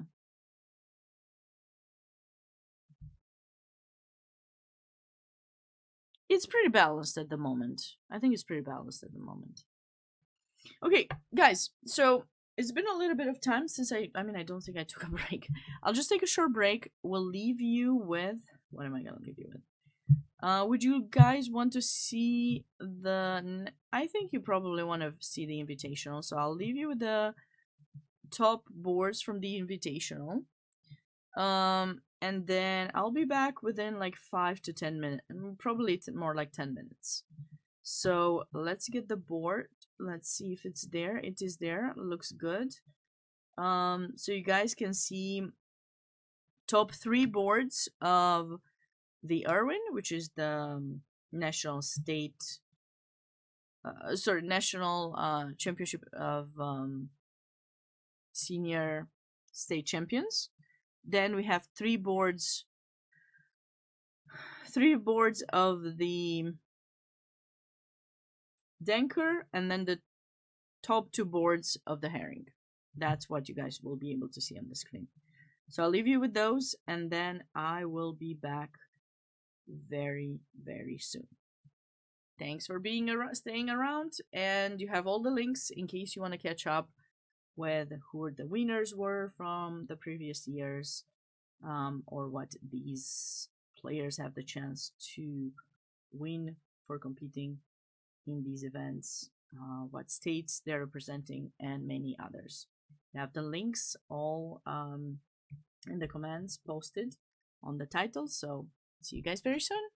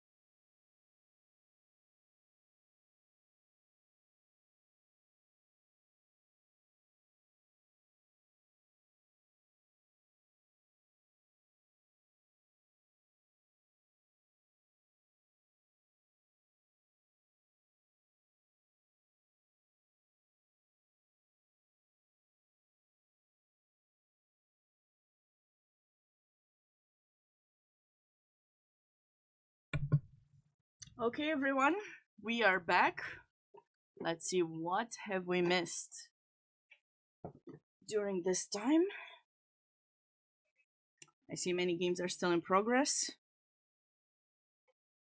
but I see some attacking games, so let's catch up with them. Okay, we'll start with Jesse. Okay, where are we at? Thanks, Dirke.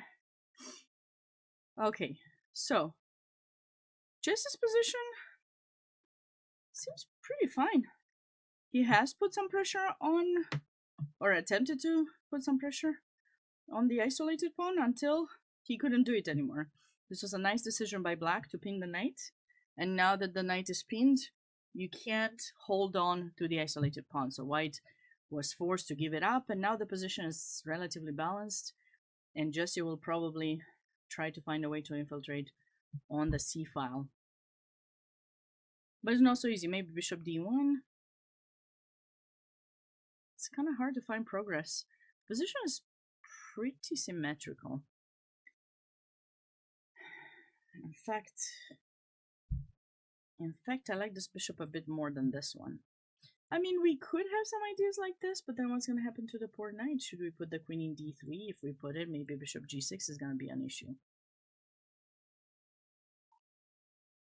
So it is not so easy. Okay. Alright, so still pretty balanced on this one.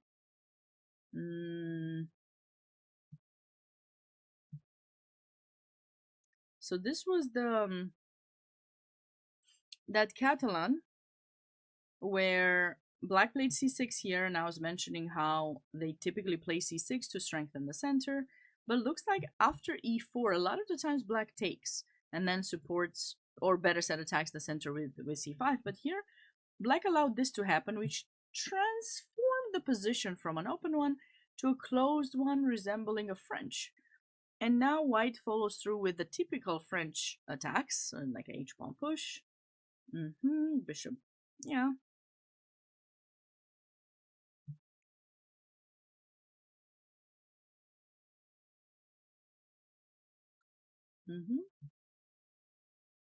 A6.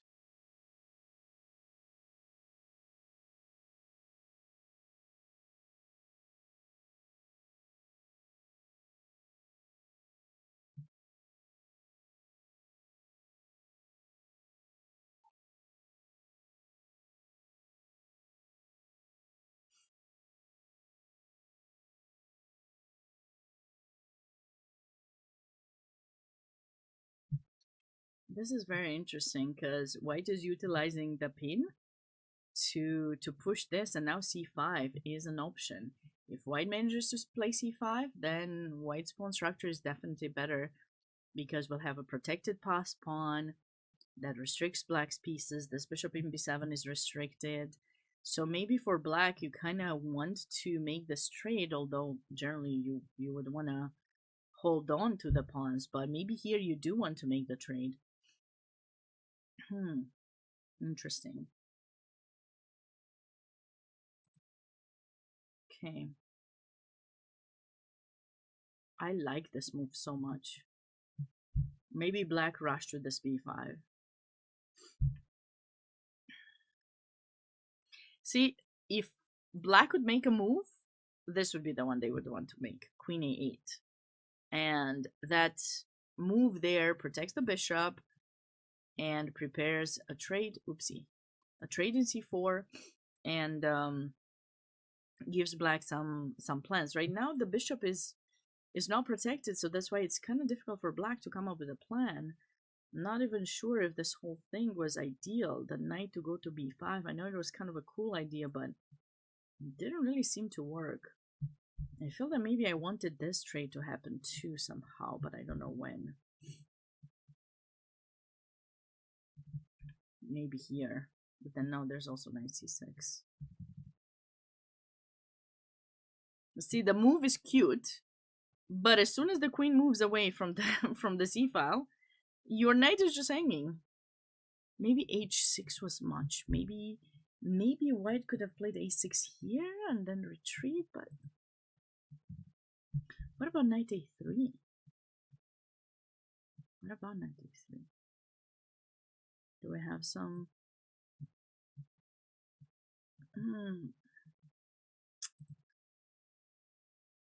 It's a much more comfortable position for white. You see, the more we look at it, the more comfortable it is. That's why generally I do like to take in e4. I think it gives black a little bit more aggressive ideas. Okay, f6. f4 cannot be a mistake.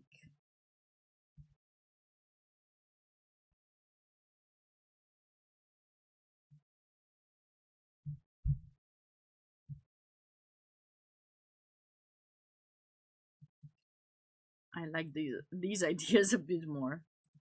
But there's apparently something even better. Maybe d5. Try to just keep the position closed.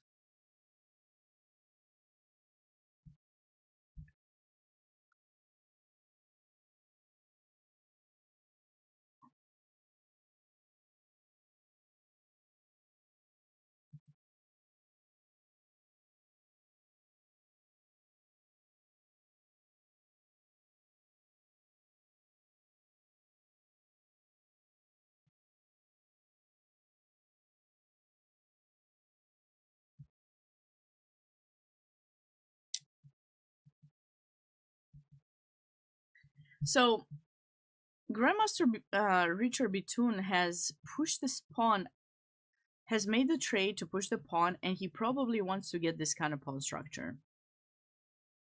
Now that would work great with a knight that's able to come to c4 and then infiltrate, but he already has a really strong knight there, so I think this whole idea is not really necessary. In addition, something else that white sometimes does, they move the rook to d1 and bring the bishop to c4, but here again, I don't think that's really something we want to do. Like, it's not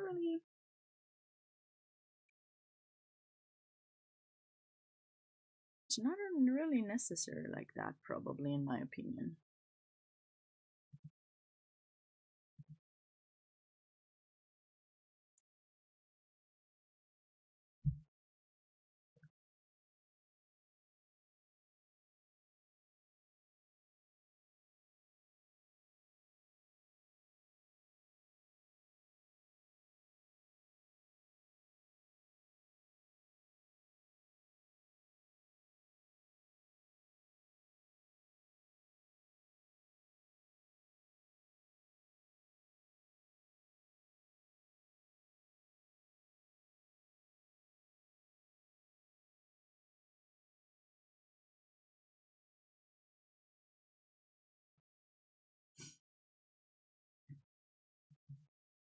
Hi there, Beam Power.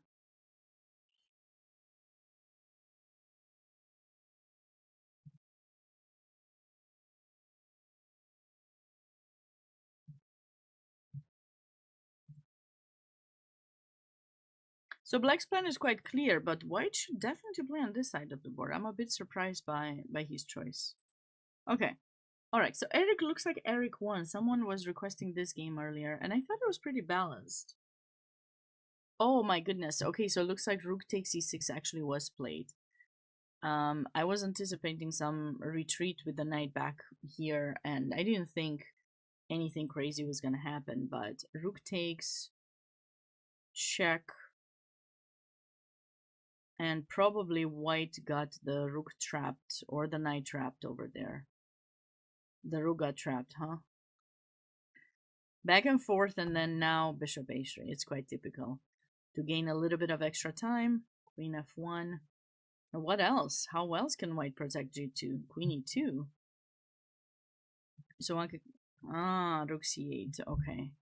So basically this knight got trapped. If you trade, we take back, and then this knight... Oh, we don't take back. Apologies. Oh, take back, there's not...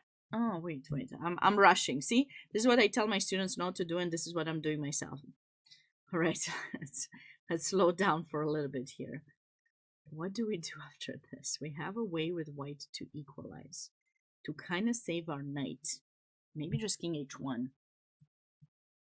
And this bishop is just going to move and the knight is trapped still. We cannot go queen a6. That would be really nice, but we'll get mated. Is there some knight? Knight e5. Wow, 95. Hi there, normal. It's super. Yeah, 95.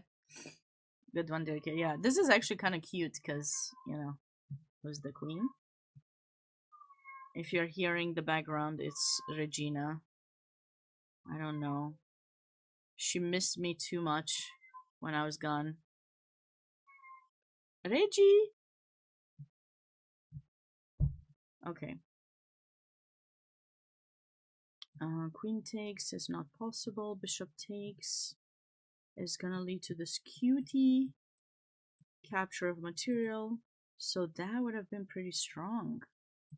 Very interesting. So I guess black does need to recapture with the bishop.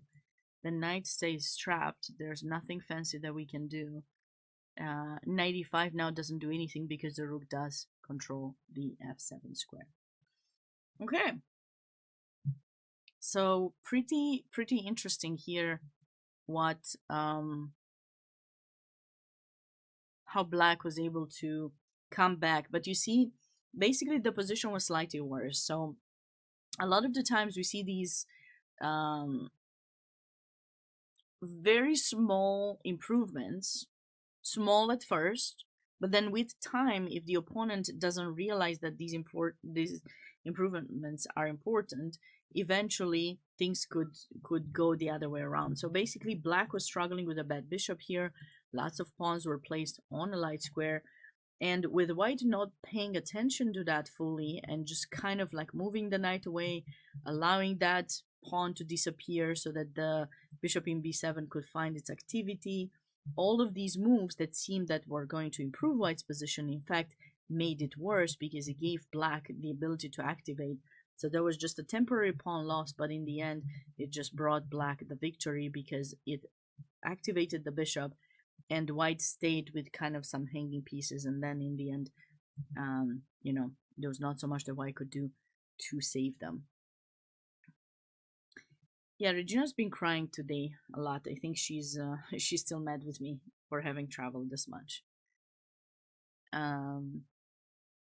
These ratings are feeder ratings, but I don't know if they are updated or not. Typically, chess.com updates them, but I'm not 100% sure if they are updated as of right now or not. Ooh, we just came to a brilliant move here by Julian. This was the game where I really liked the way white has built up the attack on the king side.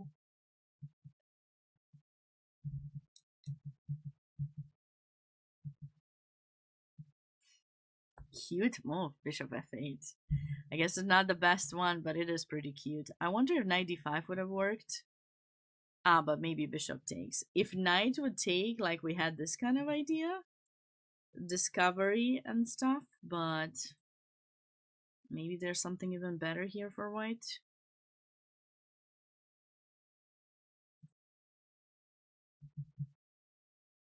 Maybe we could have gone like bishop d2 with a similar idea. So now when you go bishop g7, now we can go knight d5 or knight takes b5.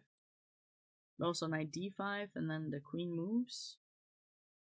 Takes, checky.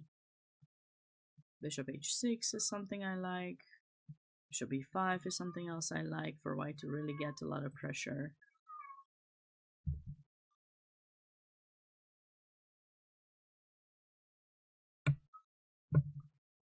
Okay. So bishop f8. So this was definitely like a slightly better move by Julian, but I think he's still winning material, right?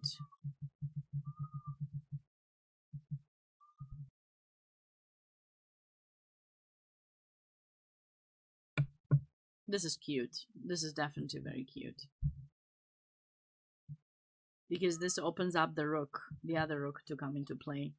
So basically after bishop takes, what's the fastest way? Rook h7. threatening mate. If you attempt to do something like this, I believe we can go rook g1 maybe. And this is how the mate is going to follow. So bishop b5, beautiful way to bring in the other rook into the game. Had white played this move, rook h7, probably would have been met with a move like this. And that's why he wanted to have that opening, because now, right, sorry, rook h7, go rook e7. What is the fastest way? Like I said, rook g1 probably takes, and then mate, yeah. Very nice. So Julian on his way to win his first round. Ooh, how did the king make it over there? King d3.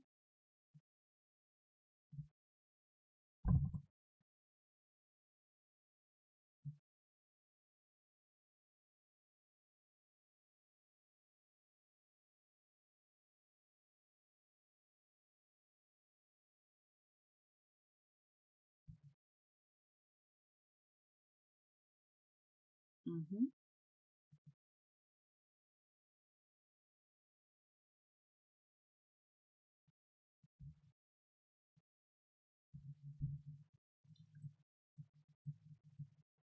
This trade seems good for white, because I think this endgame should be better for white.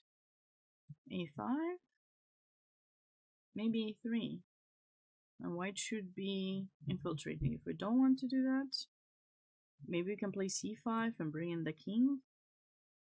And white already has the passed pawn, the king infiltrating. The rook can go to the e file, or maybe switch to the d file to go d5. I kind of like white here. Knight f3. If you're keeping too many pieces on the board, I think black will have some chances. So king in e4 is really scary to me. Like, yes, in an endgame you should bring the king towards the center, but here, like, you don't want to risk of getting mated. I don't want to make a prediction, but I'm really nervous about white's king being like this in the center at this point. Like, what do you guys think? Do you agree with me? I feel that, I don't know, f5 at some point, e5 at some point. Maybe sacrifices and rook takes e4.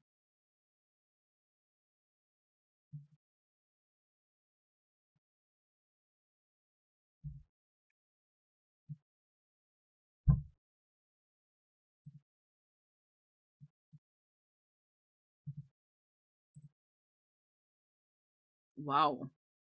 Okay, Jasmine has been able to outplay her opponent. The opening, coming out of the opening, it seemed that she was better. If you remember, we stopped around here, we saw the pressure, and then she switched over on the king side, I believe.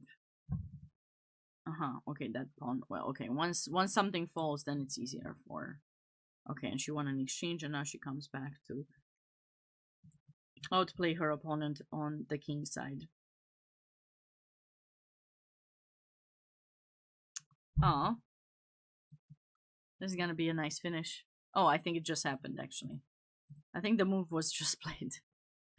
Rook takes h6. Yeah, this is gonna be a cute mate. Obviously, black doesn't need to take. But white can retreat. Wait a second. Yeah, I think she has to be careful. If she does this, there might be queen h4 check, and then queen takes f4. Okay, so it's not as easy. It's not as easy.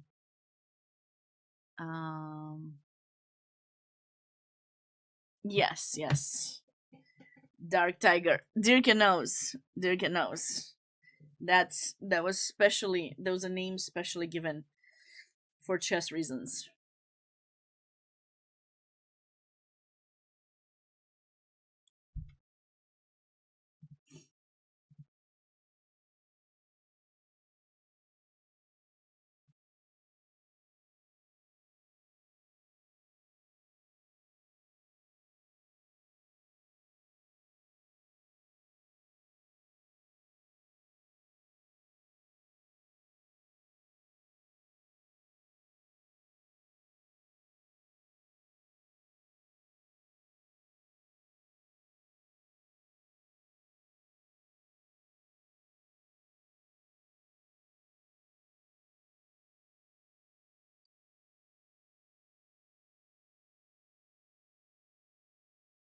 Hmm.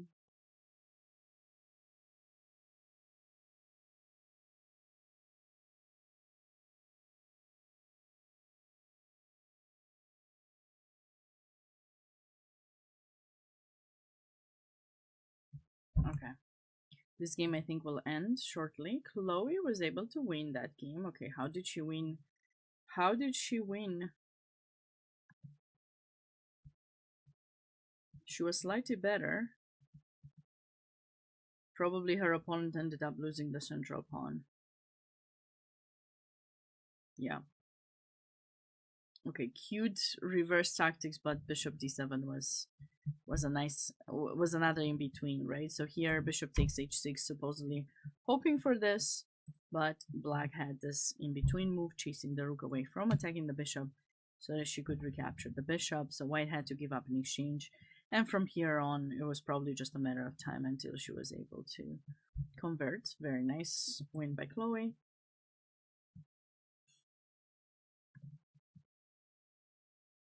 So it looks like that pawn was captured. I was a bit unhappy personally with this move rook e8 because I felt that it was just going for an unexpected like trap. But I think bishop b7 c5 would have been more natural. But then after rook e8, queen f3.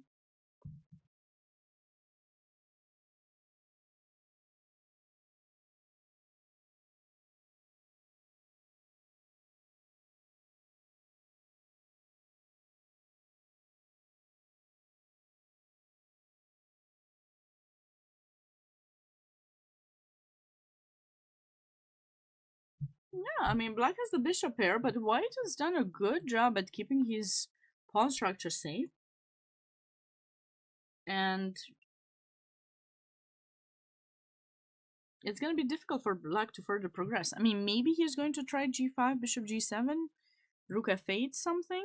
It's nice that this pawn is locked in on a light square, so white doesn't have an easy path to attack it, but it's not going to be easy. Okay, likely the time is definitely benefiting black, so white can still make mistakes. They do have 30 seconds increment, so that could create some unpleasantries. What happened in this position? Why does it mark then move as a blunder? Seems very natural. Seems like a very natural move for white. Maybe there was something better that white could do. There's no real threat here. Maybe h5, but then we don't like that.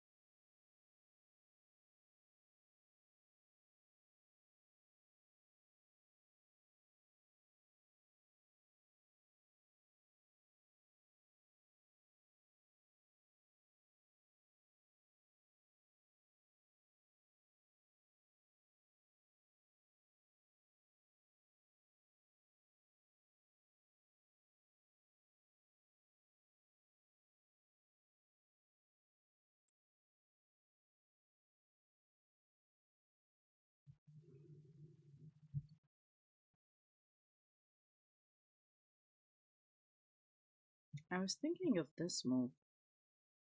The engine disagrees. Or is there some sacrifice? Because I'd love to do something like get this knight away from here to take an h6. But I don't think stuff like this. I mean, we're not ready for anything of this kind. Rook king b1 seems fine. I think the engine is a bit too much. Ooh, black was. Oh, okay. Try. Looks like we've had the rook up for a while here.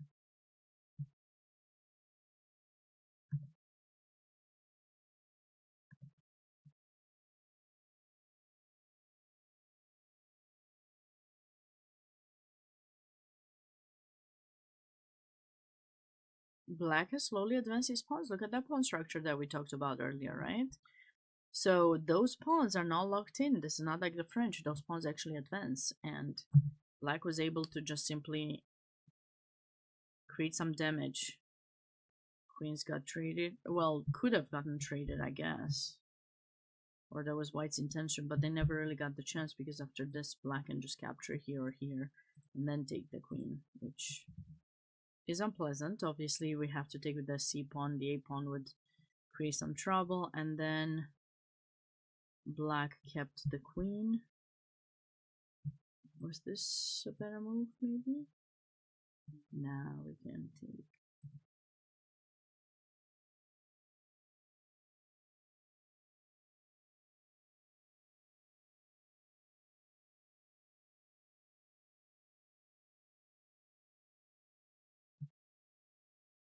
Maybe there was a better placement of the queen somewhere. There's definitely something wrong with that queen in a6. Maybe white could have played here and then come up with some moves to tempo or something. But after that... Ah, okay. White got to attempt the tradings of the queens. Now it looks back. You know, when you have to start pushing pawns around your king and the opponent has the ability to break through, you know things are going wrong, and now white is losing something. If you play here, there's probably some tactical idea that we need to find. Maybe c4 directly seems nice. Knight d3. If you take, it's bad. Okay, so very nice win by Aiden. Starting the first round of the Invitationals with a win. Andy also wins. What? Andy wins! Oh, this is a big upset already from round one, guys, because this was like Srihash Madhipati was the highest rated player, the player with 2167 FIDE rating, and he was playing against Andy Chen, 1766 from Washington State, and we did like white's position early on, and then it looks like there was this idea with the queen. I guess white didn't do it. There was this idea with queen e2, queen c4. It looks like he didn't do it. He ended up playing g3. I was saying that after queen c4, I was having trouble understanding how white is going to be stopped. There's no way to stop it, right? That would allow the checkmate. Bishop e6 would take in g7. There's no real way to stop the infiltration of the queen. And looks like white missed that opportunity, but still had a pretty good turnaround of events in the end. Bishop d6. Bishop d6. I was tempted to do this, but we do have bishop e5, so that doesn't do anything. Rook d3. Wow, this is a nice move. This is a very nice move. We have to play h5, queen f6, bishop f7. So the f7 square in the end proved to be very unpleasant for poor black, because now everything comes into play and we have some problems. And white is just up material. Wow. This is a really nice win and huge upset, I would say, for the tournament. Rook, look at that. Win the queen. I guess he could have captured, but he decided not to take in g6, not to allow some rook g7 maybe. He thought those pawns are not that dangerous, I guess. And then step by step, white was able to win. Brilliant game. Congrats to Andy. Big victory here in the Rockefeller. Okay, let's get back to board one in the Irwin. So Jesse's position looked pretty balanced earlier, and it looks like not much progress has been made, just that black decided to give up the bishop, and now I'm expecting some trades. Trade. Bam. Black takes a pawn.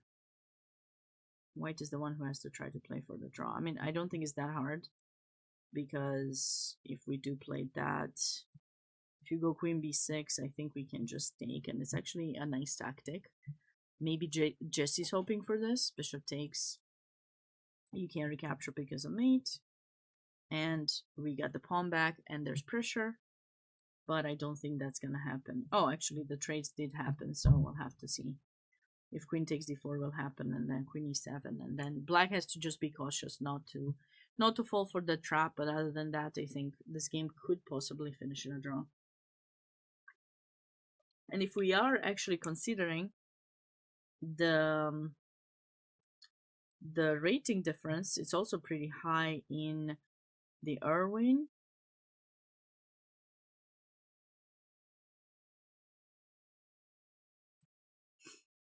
So Jesse from representing Maryland, 2480, playing against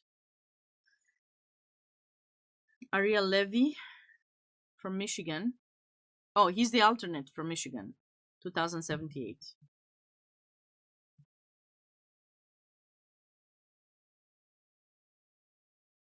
Because I think typically what they do is they have an odd number.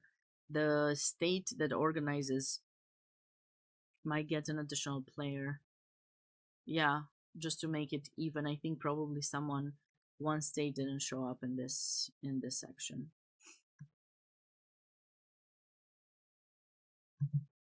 Okay, Jesse's still thinking here. Okay, Dimitri has come up with some kind of solution here after b4. So this was what I suggested. Okay, knight a5. Okay, at least he's managed to protect his bishop. So now it's not as terrible. If white would have played c5, I think that could have been, I don't want to say game over, but positionally very bad. Rook c4. Please take my rook so that I can have something on the diagonal, some activity. Obviously, white should not touch that rook. Just leave it there. Maybe we'll take it later, but for the moment, we're not planning on taking it at all.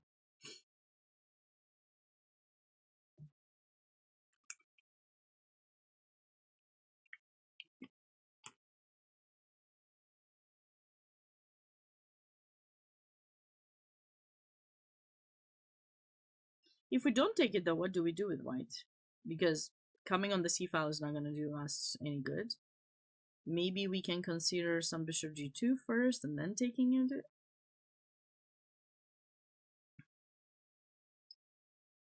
I think maybe in the end white should take it. We could also have ideas of bishop retreating and trying to sack, but black is still the one struggling. That bishop in a8 is not fun to have.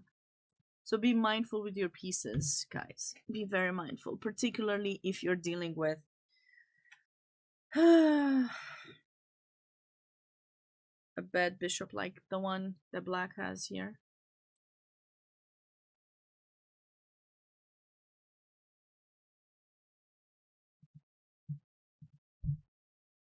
So the position finally closed down. Yeah, I still think in this position, the correct move would have been g4. That's not g4, sorry, d5. Close down the position somehow, but not immediately. But white's still slightly better here. Knight back.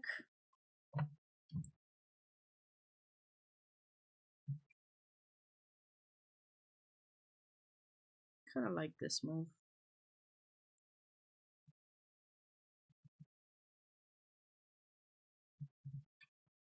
A bit surprised that black didn't. Ah, we go f5 maybe. This is fancy for white, and then the knight is gonna block the pawn and try to hold on to the position. This would have been a nice idea, I guess. Mm-hmm.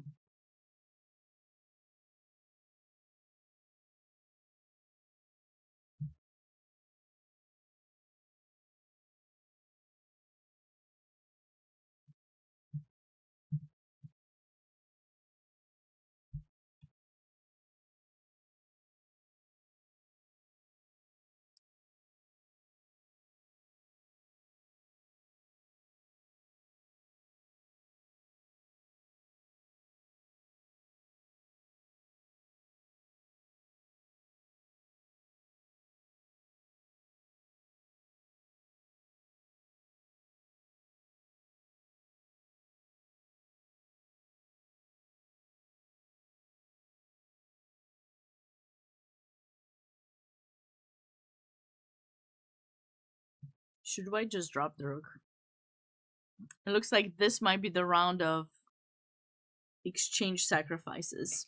Just dropping rooks on great squares, and then we'll see what the opponent does, how the opponent reacts. I think it looks pretty good for white here, definitely.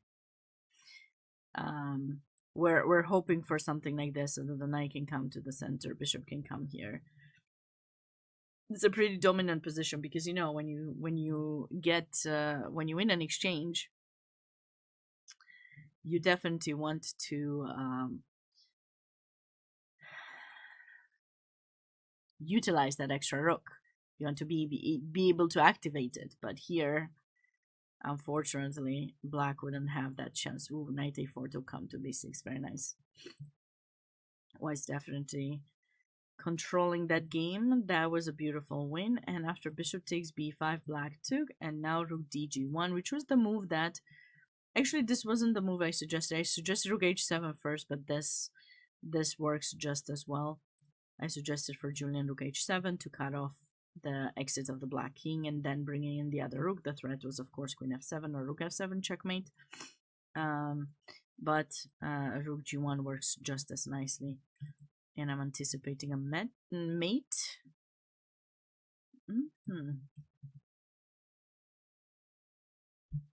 Well, white has stayed with a good knight versus this bishop, which is kind of trapped in this game. So at least that is a good thing that happened in the position for white.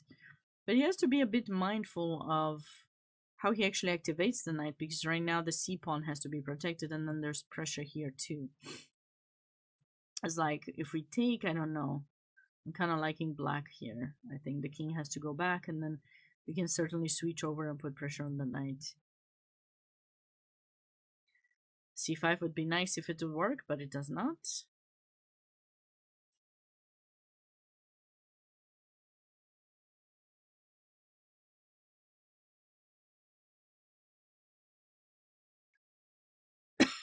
Maybe rook b3 to go knight b1, but no. No, this does not look good. Takes, checky. And now this. And that pawn falls. How should white defend here? Because the position does not look very safe. It doesn't look safe at all.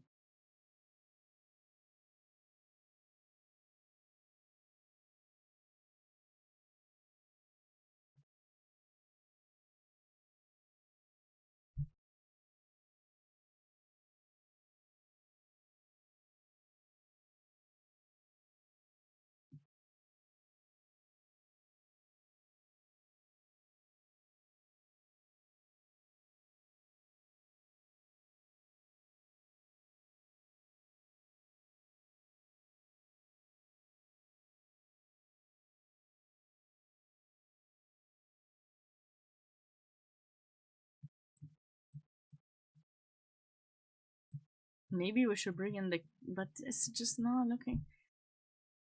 It's not looking good. Black's got a lot of activity. Ah, maybe now we can push.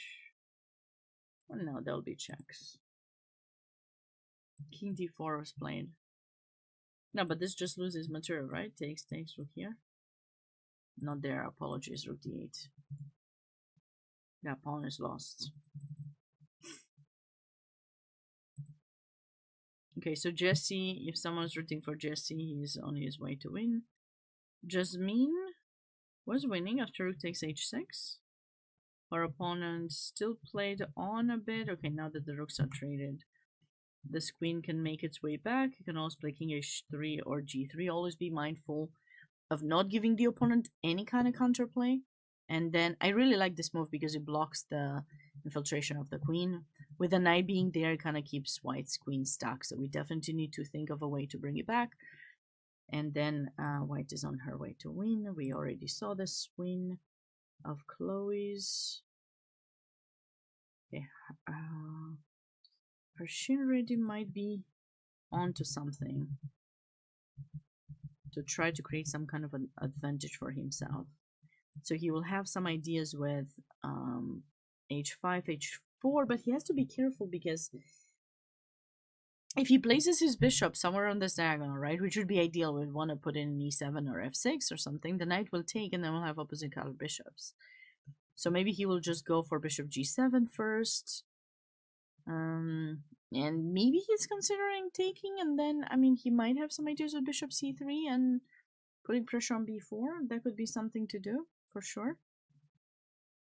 Worst comes to worst, we have some stalemating idea. The king can hide to h5 and sack everything. There's a famous study where, you know, like, there's a king that's hidden in h5, and then, of course, all the pieces are gone. And somehow, like, black captures a pawn of white here in a6, white recaptures, and it's a stalemate. So, you know, that is a way to save the game, but black is not trying to save. I mean, the game is...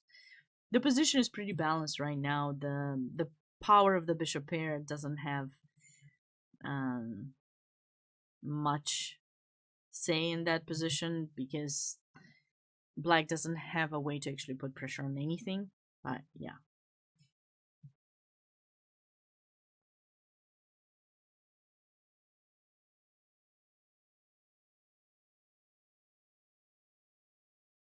C3.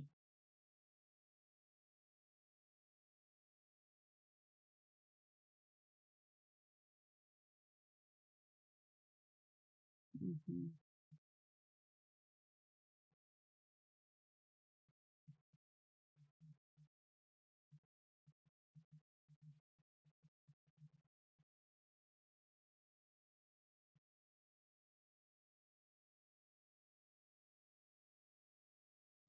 It's a nice move of defense for sure, but I think it also has some ideas to bring in the bishop to d4 and plan some attacks there.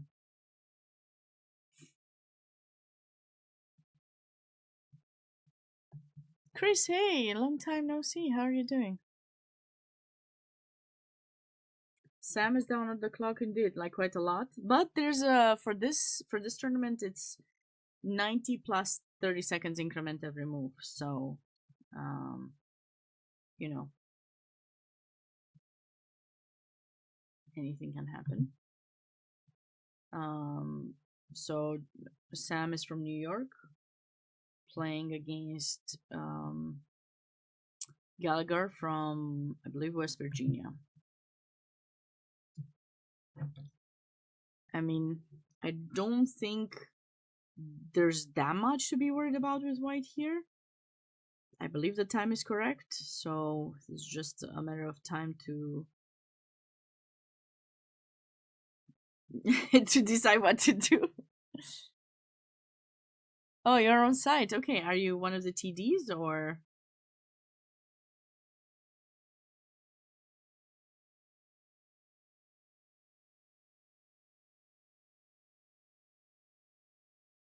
Great to see you on stream. It's been a while since I've seen you even like in real life. But these days,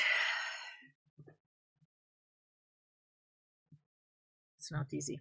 I haven't played much. I've played this year, but... Oh, you're working the Ashley. Yeah, I was wondering like where that tournament took place. I guess in another room, because I was asking about the DGTs, because originally I wanted to go live at 5:30 or 6 whenever the event was supposed to start. But yeah, if there are any nice games actually, Chris, in that tournament that you see, since you stopped on the stream, if you don't mind taking some pictures of some nice games and sending them to me, I'd be very happy to share some of those as well, because it's definitely nice to see, you know, the first K3 invitational named after Maurice, who's a longtime friend of mine. And yeah, if something is interesting, would love to maybe bring them on stream, or at least comment on some of them for the articles that will be posted by GG, daily recaps for the event. If you get the chance, that would be great. Thank you. If something is nice, I trust your expertise that you'll find some interesting games. Okay, so what else? This game was over, and then this one was like a big upset. So basically, how many games do we have left? Oh, look at that. Back to this game of Jesse. So his opponent did not fall for this trap. Did not attempt defending the pawn. This would have been a big blunder, as I mentioned, because we're losing the pawn and we're losing that one too. You can't take as a back rank mate. Black realized, created a luft. Now queen takes b7. There's at least an imbalance in the position in the pawn structure, and of course bishop versus knight. But I mean, on a good play, it seems that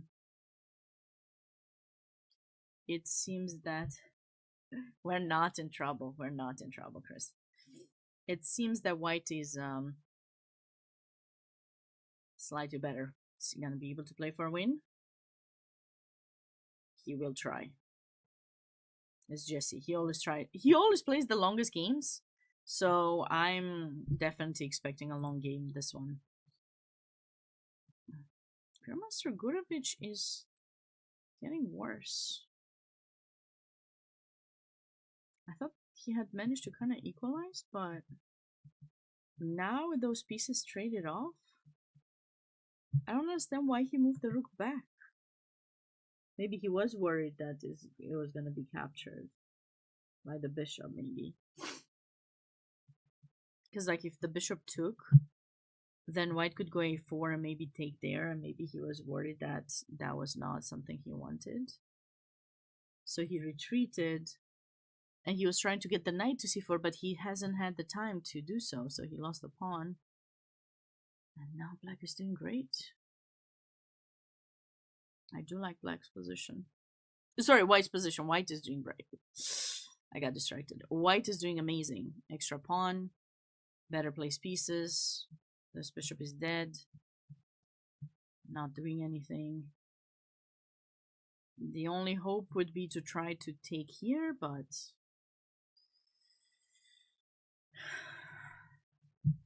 or maybe hope that white would take here. But even so, this is something we can do.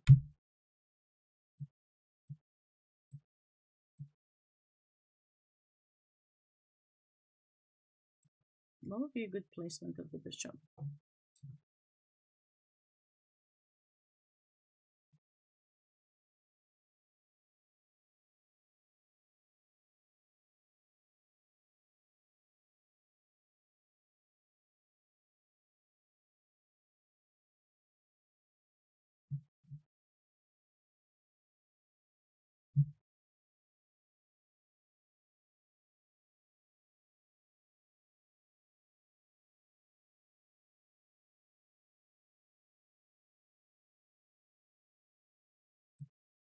I mean, maybe just back here.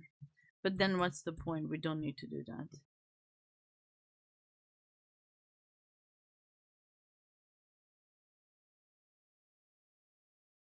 Take rook here. Might be better. White is definitely much better here. And it's happening. It's happening. We might have another upset, guys. Okay, Grandmaster B2 was doing great. Rook d6, beautiful. Exchange sack. Brought his knight to b6. Brought his other rook. I mean, I like how chess.com marks these moves as great, brilliant moves, but I mean, they're natural moves. To a positional player, these are just natural moves. I mean, there was a hole there. There was a hole here. The rook infiltrated. The knight came in, and now we're just making sure that you can never take it. Very, very beautifully played by Grandmaster Richard Beaton.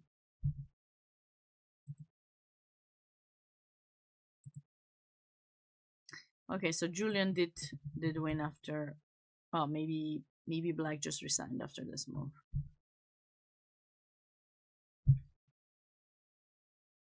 There's a fast mate, I'd say.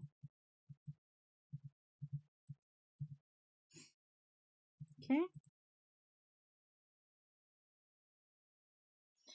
Yeah, this was tough. This was certainly a tough position to defend for white, but you definitely need to find to keep the king central somehow so that you can move the knight if there's going to be extra pressure on the d5 pawn. And with king d4, white just blocked in the rook, and there's nothing to do at this point. Obviously, this is gonna lead to something bad. Maybe rook c2 first, taking advantage of some weaknesses. Maybe we'll trade the rooks, maybe not. Yes, this is board 3 of the Denker. This is board 3. So we got 3 games from the Irwin, 3 from the Denker, 2 from the Haring, 2 from the Barber, and 2 from the Rockefeller. And then we also have 12 games from the US Open, which are on the other link shared in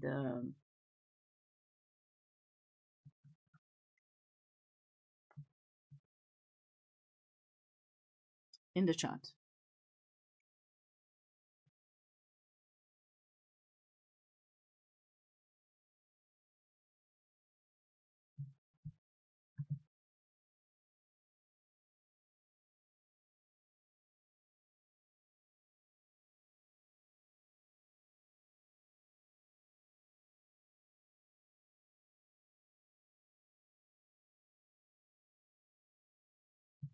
Yeah.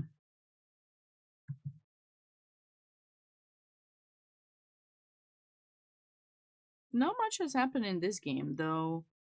Aban is certainly lower on time. And did he play c4? I'm not sure I'm a huge fan of that. Because that weakens b4. Yeah, I thought originally I was fine, but now that I see it more, maybe this wasn't the wise decision, because b4 will be weak. I think black needs to make this decision to take eventually that knight so that that pawn in b4 is hanging and can do something about it.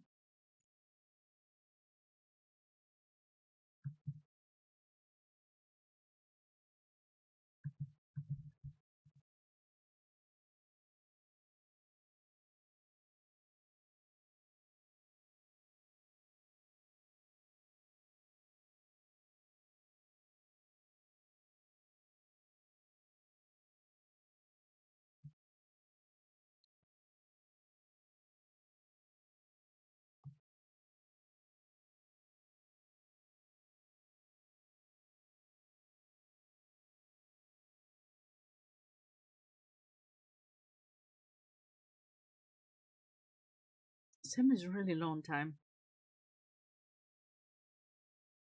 This is gonna be scary. Because there's no easy way for white to break through the position. I'm actually not even sure this was good, because can't we just take, and trade everything?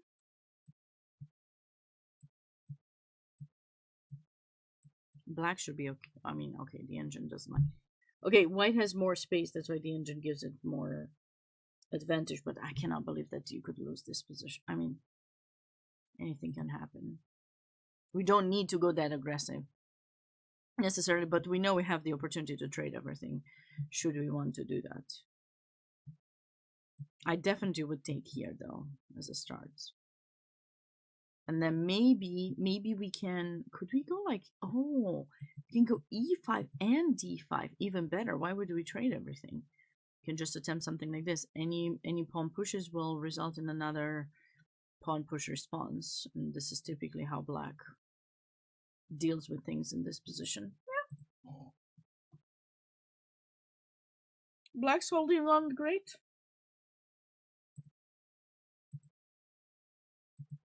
Okay.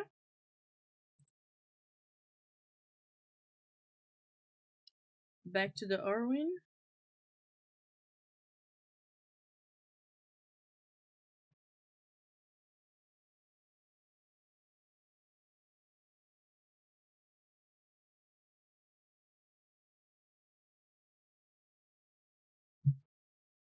I'm actually quite impressed with Black's choice of playing g5. He's not playing for a draw. He's trying to outplay his opponent. g5, g4. Check, queen f5. So now if you go g4,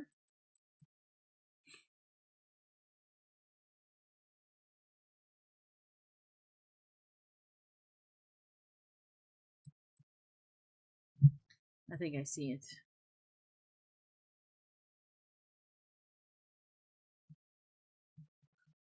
I was gonna sack the bishop, but I don't think I can. I don't believe I can. Because guess what? He's gonna hide. He's gonna hide, and then black's just gonna be up a piece, so we cannot do that. But g4 is definitely a move that I'm anticipating for black to play here. Takes, and now we just gotta figure out where to move our bishop.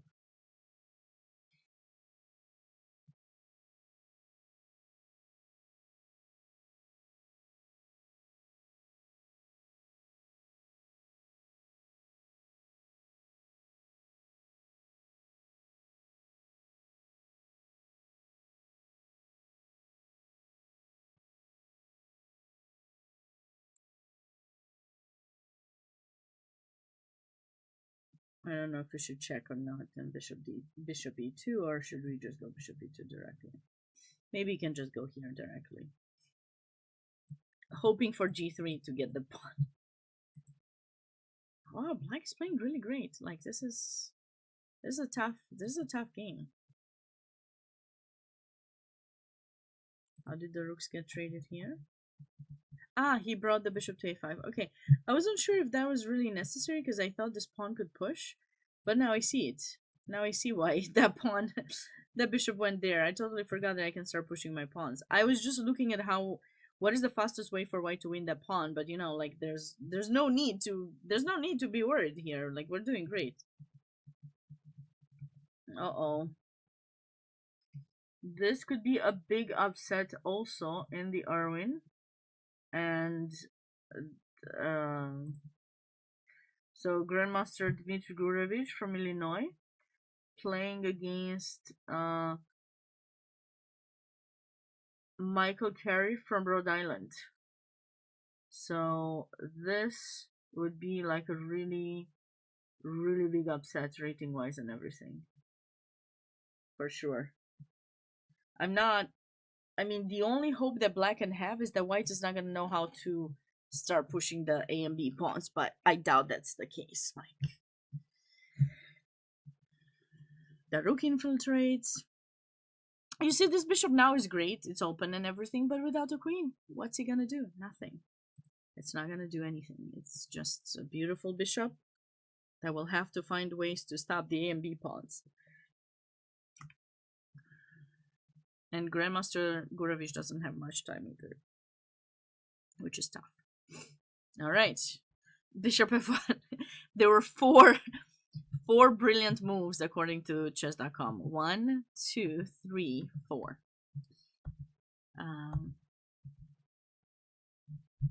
Do we like that or this better? I guess this one is fine. White's position is dominant. We have pressures, we have attack, we have the bishop coming in.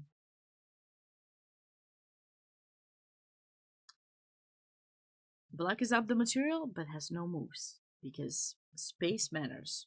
Just having the extra material is not enough. We need to have something to do with that material, and black does not have much.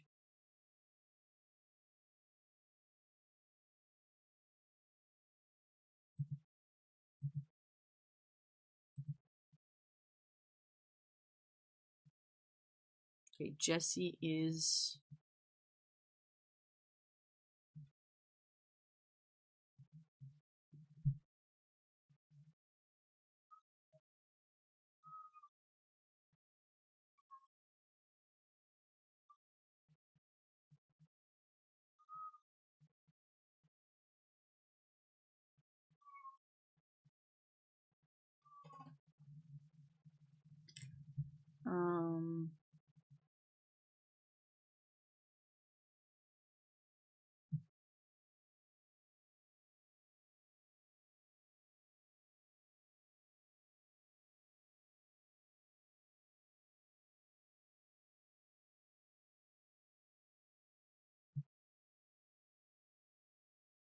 This is tough.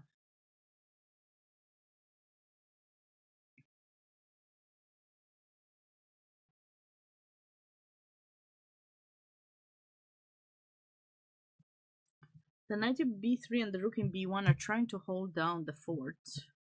But this king, I'm looking at that king to try to create some mating nets in this position or something, if possible.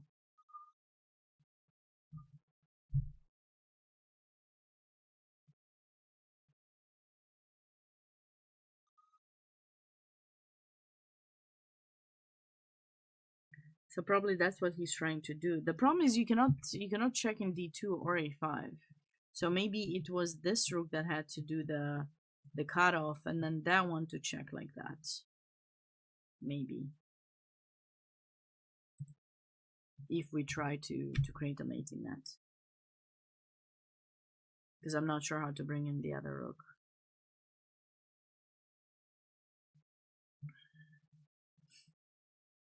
So this is board 3 of the Denker, by the way, again, for those of you wondering. Jasmine is board 1 of the Haring, and she's getting ready to convert soon. I mean, she's up on exchange and a bunch of pawns. 2 pawns to be exact. She just needs to get her queen out of there as soon as possible, unless she's trying to advance the pawns first, but there's not so much to do. Chloe 1. This game, okay, so finally in this game, black has decided to give up the bishop. Kind of like that approach.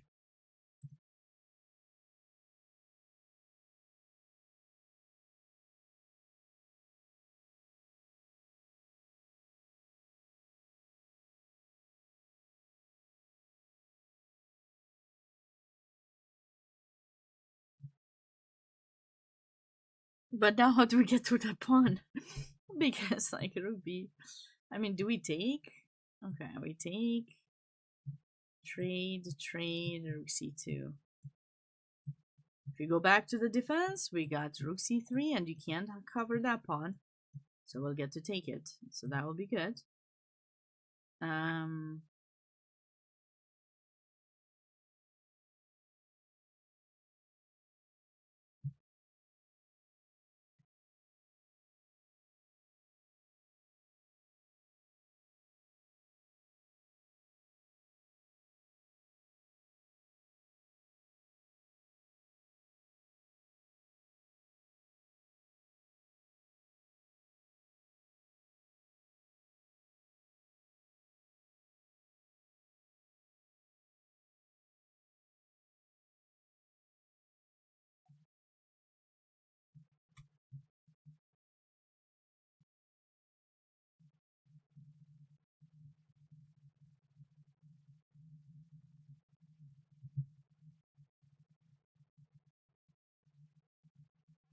Yeah, black cannot really get the advantage here. Maybe bishop here, but then I'm still anticipating rook c1 to stop bishop c3 and just threaten rook c6. So, I mean, maybe black can play rook b5, the attempt to keep that pawn attacked. But I still like this position for white. So maybe the capture happened a bit too soon. Maybe black should not have taken in d5 just yet. Maybe he should have just waited a bit longer.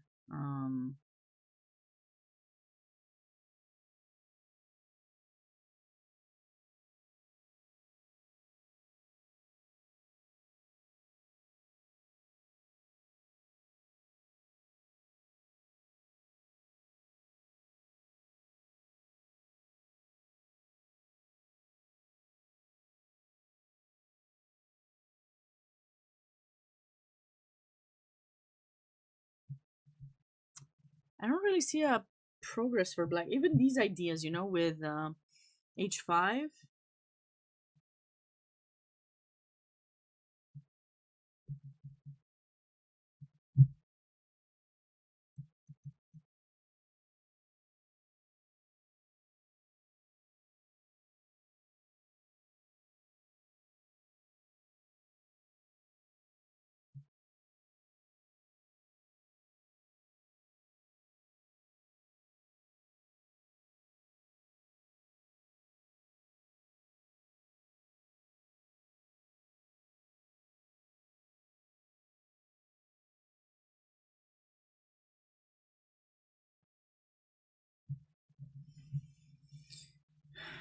But even so, there's not much.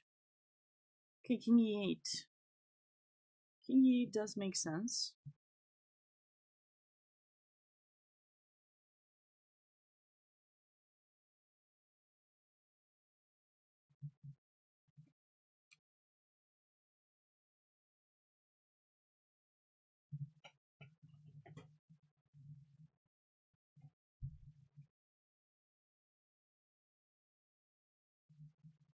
I still want rook c1.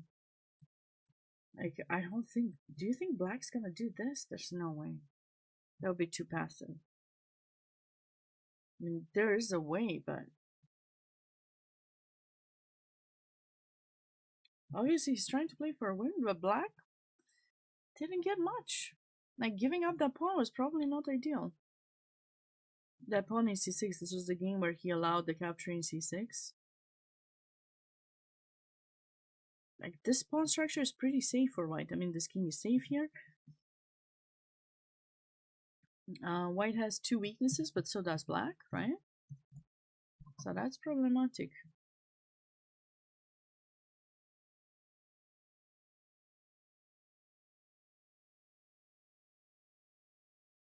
Very, very problematic. I mean, the only thing black can hope for is maybe time management of white.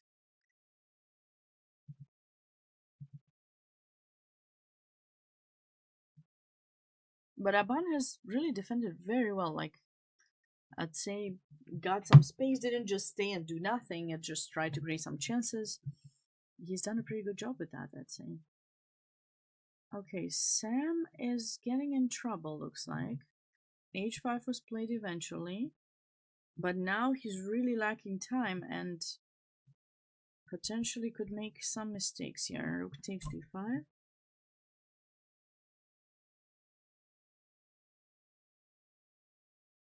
I like bishop takes, I believe, because we'll have some pressure on a2 somehow.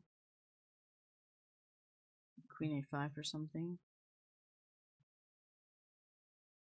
Just lover, hey. Yeah, Kelsey's from West Virginia. He is, yeah. And Sam is from New York. Probably a lot of the players have arrived this morning, maybe, to the tournament venue. Some maybe arrived last night. So it's a round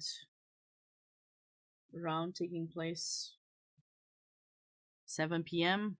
on a Monday. It's not a usual time.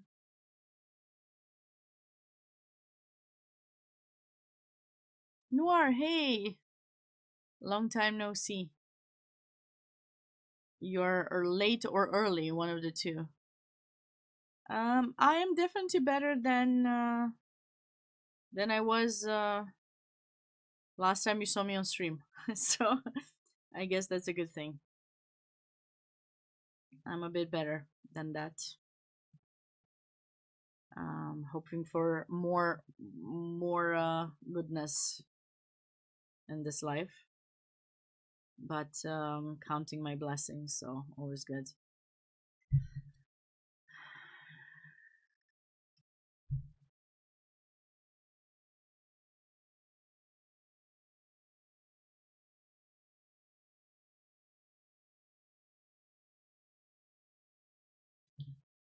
Yeah, I mean,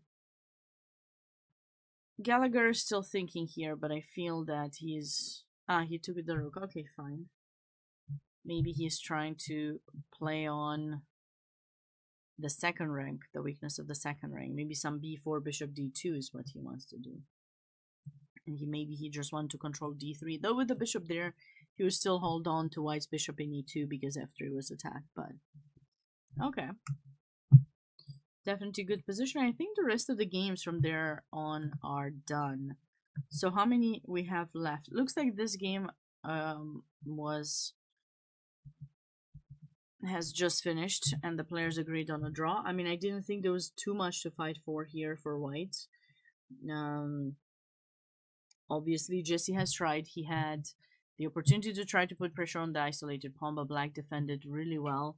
And then as pieces got traded off and the pawn structure changed and it was symmetrical, I think black made the right decision to give up the bishop for the knight and get into this endgame. And basically, we're looking at the result from the point of view of the rating difference, and I thought that was a pretty good result for black. In this case, I still don't see any kind of potential counterplay for black. 2 pawns down are very difficult to deal with. Here I'm thinking white can attempt some activity with that. I don't even know if we should check first, but checking f7. Should we check to attract g6 and then we'll have the ability to bring in the rook there? Should we try h6 and I don't know, something like this? It seems like we're giving up a bit of advantage there. But also, wait a second, so after check here, don't we just, I don't know if we should play that or not, and then bishop e2? Maybe rook c6. If the rook goes there, I have the feeling black's gonna lose something soon.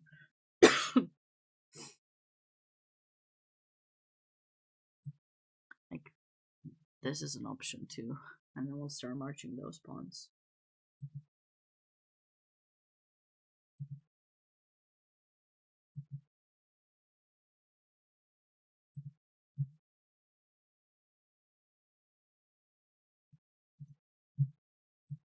Okay, this is also nice. Ah, wait, what am I talking about? We also have this. This is even faster.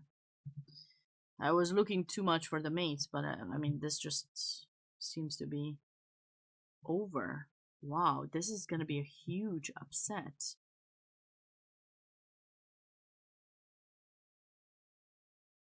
Michael Carey from Rhode Island, 2069. 2069, and he could take down Grandmaster Dmitry Gurevich. And this is huge if it happens. I have the feeling it might. I mean, this rook is trapped. There's nothing.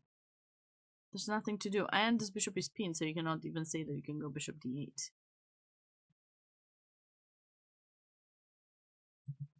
So we have that board, this board where white was doing great with a dominant positional position, restricting those rooks, having the 2 bishops looking towards the king. We have ideas to capture there, rook g1. What? Kelch took a draw? No. Wait, where's Kelch?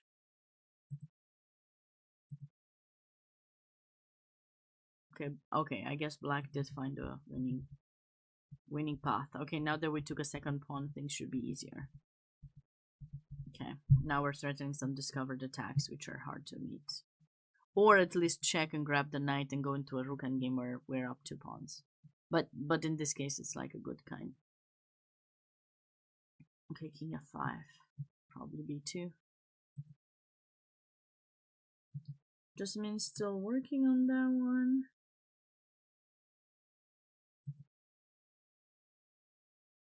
He took a draw, okay. Well, Sam did the right thing to offer a draw well, no, actually it was Kelch who offered the draw probably after rook d2. Okay. I mean, there wasn't so much that white could do here. He was certainly the one trying to play for a win. But okay, I understand the big rating difference, and they're playing in the Barber. Okay. We'll take the draw. I would have preferred to see a win, but before is unpleasant. Bringing in the queen too should be unpleasant, like queen c4 maybe. I'm not even sure what moves white has, because this rook is stuck, the queen is stuck. There's no infiltrations. I mean, maybe he was worried of this move, but that just drops, right? 2 pieces. Maybe he forgot that he can do that.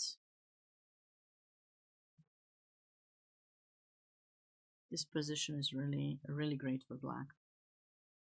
So that draw should not have been taken. Okay, so at this point we only have, so this game, which I feel it could end in a draw. Jasmine has been winning for a while. We have this game that Jesse is getting ready to to convert very soon. I mean, we just need to get that pawn promoted, right? We can do it in various ways. And then we have Richard's game, and uh-oh, this has happened. A big upset alert, another upset alert here. Rook takes b7, rook takes b7, and now it's going to be it. With two passed pawns, more to fall, exchange up, exchange into pawns, which are also passed. This is gonna be a huge, huge win by Michael Carey.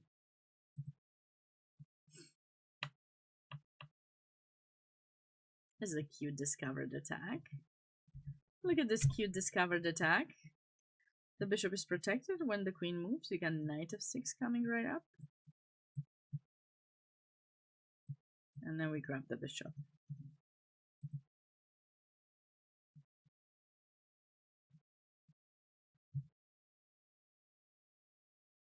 Very nice win by white. He's approaching.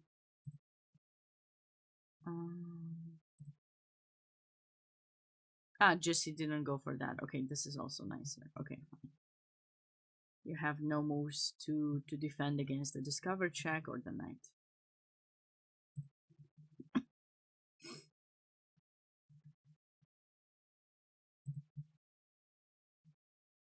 Wait a second, did the white just blunder?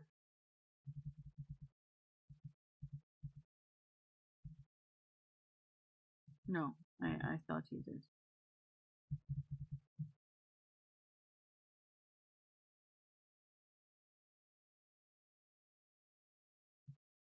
I was just a bit surprised that white didn't play the move rook c6.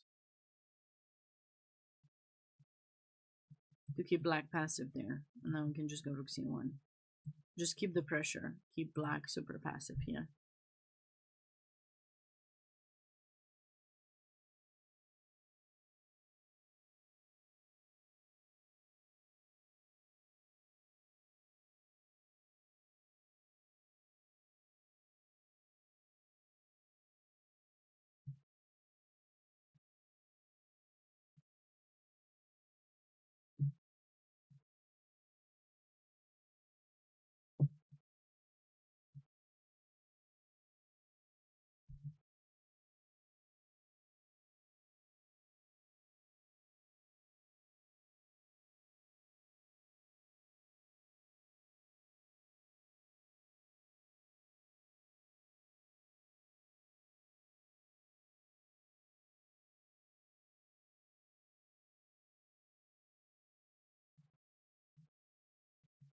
I'm trying to find some kind of ideas of improvement that would not involve complicating matters too much, but now maybe rook c2, and now you can do no rook takes b4, like bishop a3. Maybe like this. Because if you do this, I'll go rook a8, and then this will fall. Or maybe I'll just take it. And here, maybe now I can go rook b5. If you go rook a7, maybe I will do. Wait. Oh, I can just take. Huh. Okay. All right. We came up with some kind of idea of potential improvement. Bishop a3. I'm expecting now. Bishop a3.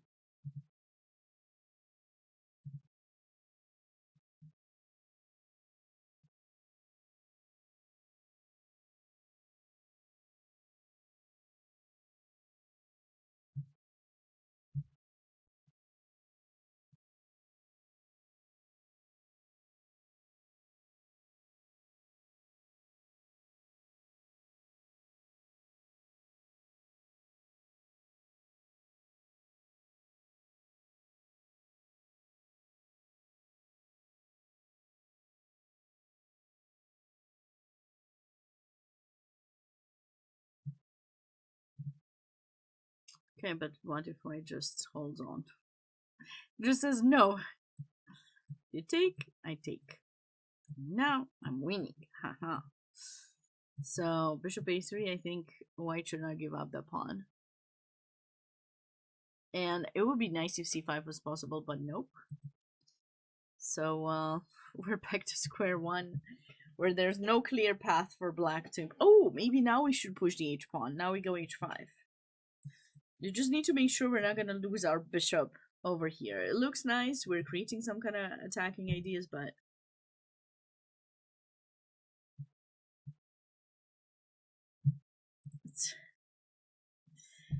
Okay, bishop e1. Wait, these were played. These moves were played. Okay. Alright.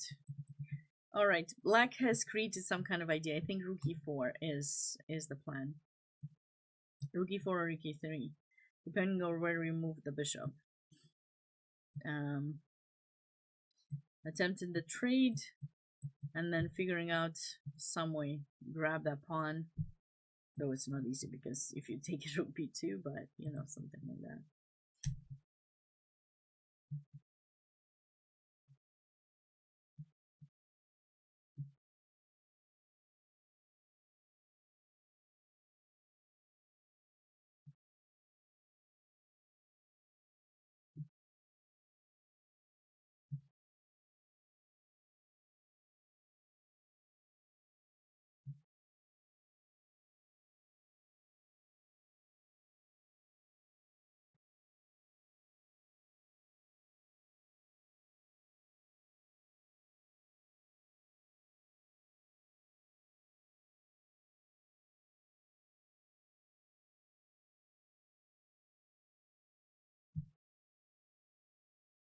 At least this poses some problems for white. That's for sure. Now, what about bishop d2?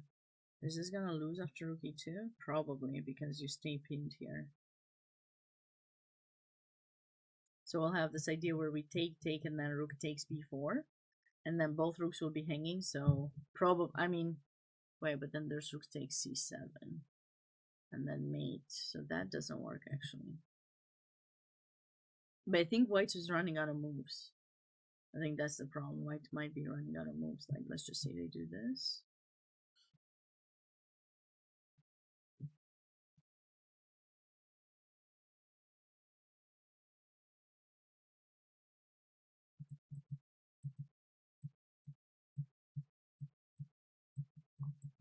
So black won a pawn and then more to come. Rook c6 is not the same in this situation where you're actually losing material. So that could certainly be something that we're worried about, I would say. Bishop c3, okay. Bishop c3, and now if we go to e3. I think white needs to play this move rook c6. If I'm not dropping something, I guess I am potentially, but bishop d4, rook e4. What about this idea? I guess white needs to be a bit cautious now after rook e3. So maybe this is his final chance. Is this over? Not yet. Grandmaster Gurevich might have lost some time, or I feel like this game is over. Okay, did we miss something here? How did the queens get traded? I don't think the queens had to be traded. Oh, it's not the queens, just the queen was lost. Okay, my bad. Apologies. I was just looking at black. I was like, the queen? Okay. Rook e1 with the idea rook e7. Queen d4 or queen b2. Very unpleasant ideas. Bishop d3 check. Looking bad. Looking bad for black.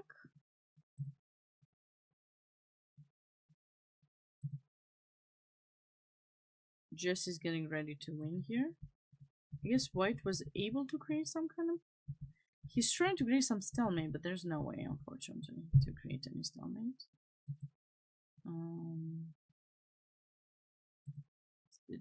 Jasmine is still playing.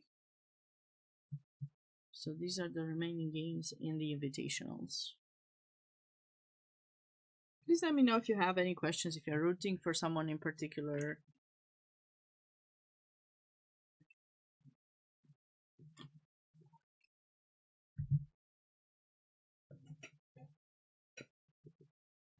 Uh-oh. Blunder alert. Oh, so sorry. Why didn't he play look here, there's this. And then when you take, the rook protects. I guess he found a way. But didn't we say King G1 had to King G1 he still takes? Because there's a check. So what was the correct move for white here? What about Rook A2? Rook A2, because if you take, I'm thinking... but maybe... Oh my god, I forgot about this. There's no way to stop the pawn! Uh-oh, so what's the correct move for white? What was the correct move to keep the equality here?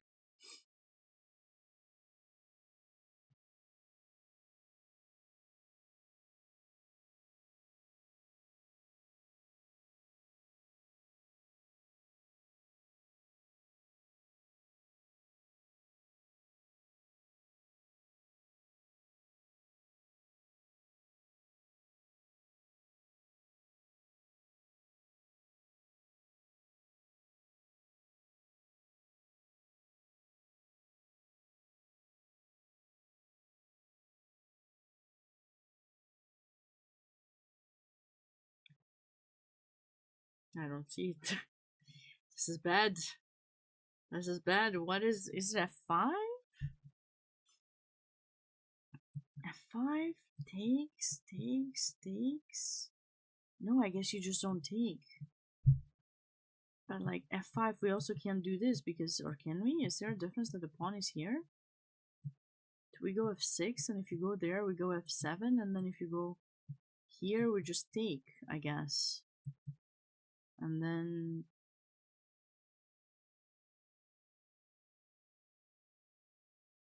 Oh, is it a stalemate? Is this gonna be one of those?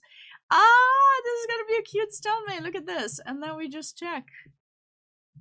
This is really cute. So if you go there, we're just gonna sack the rook. If you go wherever, we're just still gonna sack the rook. Like, we're just gonna sack it, no matter what. Like, you know. There's no way you can escape these checks. Oh, this was cute. This would have been a cute, but I mean, it's so hard to find, but it's definitely like one of those positions you wanna use for improving your calculation skills, you know? It's just F5. Oh, just some random pawn push, you know? then when they advance, then you just go up. Actually, here maybe we can we? No, bishop takes. This is basically like b4, where black probably grabs too much material. So f5, e3, f6, and I should be able to draw. Wow. This was a very entertaining game. To get to play such a good game and then to struggle like at the end is gonna be tough. It's gonna be tough for Aban, but I feel like he's played a great game. I mean, I shouldn't feel bad about it because it was really well played. Okay, now the rook end games is the rook end game is gonna be won by black because the pawn structure is much better and they're up a pawn right now, and I don't know what's the fastest way. I mean, we can just go e3 first. I think the king will never be able to come stop the pawn because of check in e2, and then if you try to go back, I think rook b5, and you draw both pawns. What a game. But it was worth it. See, like I always tell everyone, just fight until the end. You never know, your opponent might make a mistake at some point, even if it's equal, even they play for equality the whole time. I mean, wait, what? Wait, it says 1-0, but then it says draw. I'm confused. I need to know the result. I need to know the result. There's no way. Would white offer a draw in this position? You guys think white would offer a draw in this position? I don't think so. I think this is a mistake. Let me see if the results were posted. I don't think they were posted yet, but like, no, they're not posted yet, but no way. No, I think that's a digit error. Definitely. There's no way white would offer a draw here. Ooh, this is going to be a beautiful mate for white coming right up. So what do we have left? Did Jasmine win? Finally, she did win her game. It was a pretty nice game. I mean, it was a theoretical game for many moves, and then she maybe misplayed it a little bit, but so did Black. And then in the end, she was able to outplay her opponent once the opening was over. She was able to kind of like hide with her king and then grab the weakness, which was the c5 pawn. Black dropped it. After winning that c5 pawn, I think White's life was pretty easy. So pretty good game from her. And then okay, it says mate in 5. I mean, I think queen f6 should be the first move to the mate.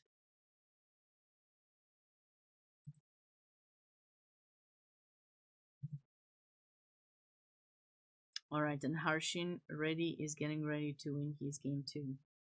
So we're almost done with these games.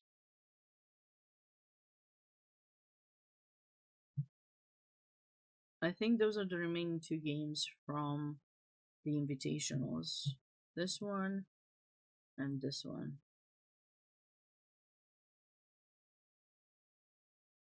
White has plenty of time to make the right decision here.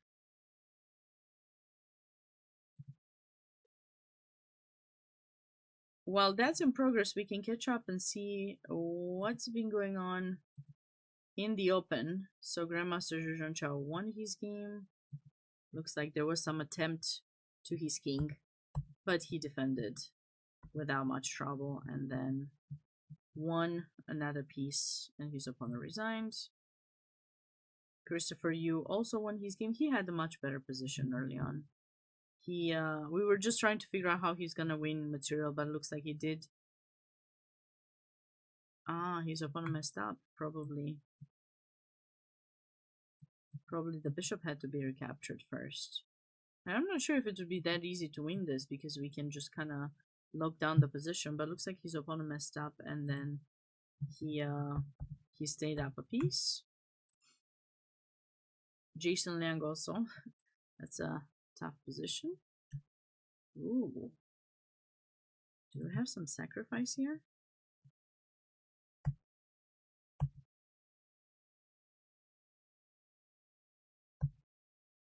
Checky. It's a cute way to finish the game. It's definitely a cute tactic. And Black went on to win. Okay. This game is still in progress.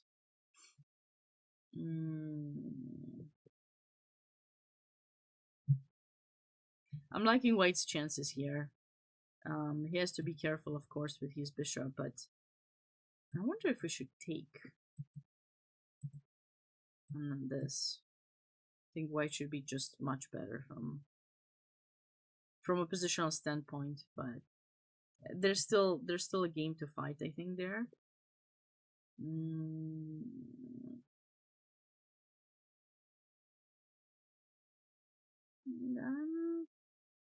I'm not seeing winning ideas for Black here.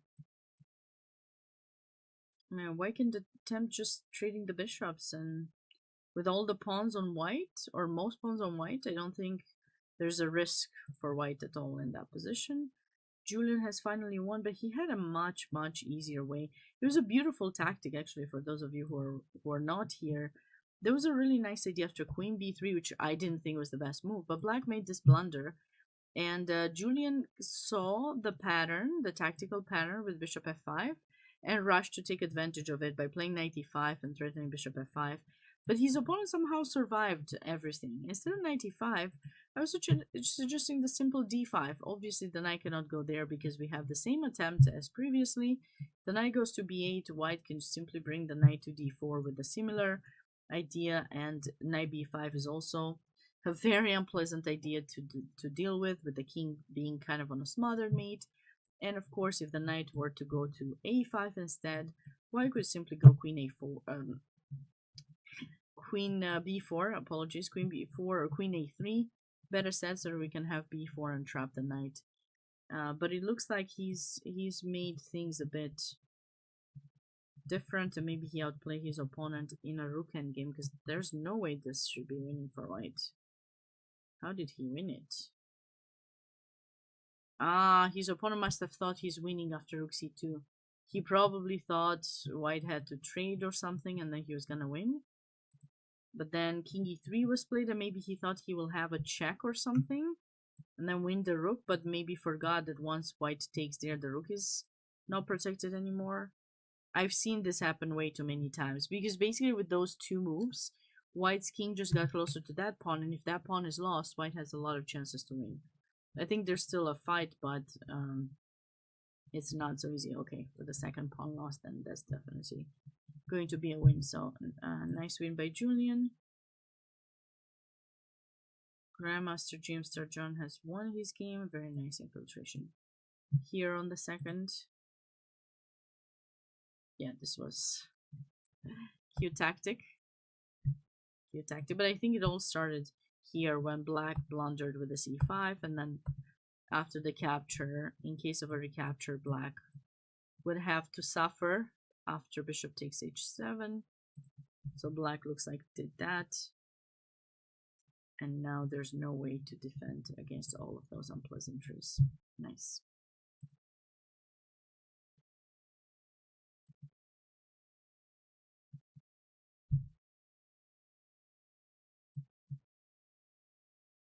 Is black trying to bring in some pieces for the attack? Oh no, the rook is hanging. Apologies.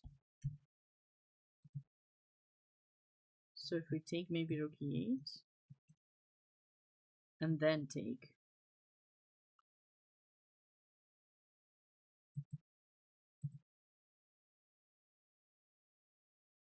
cute mate.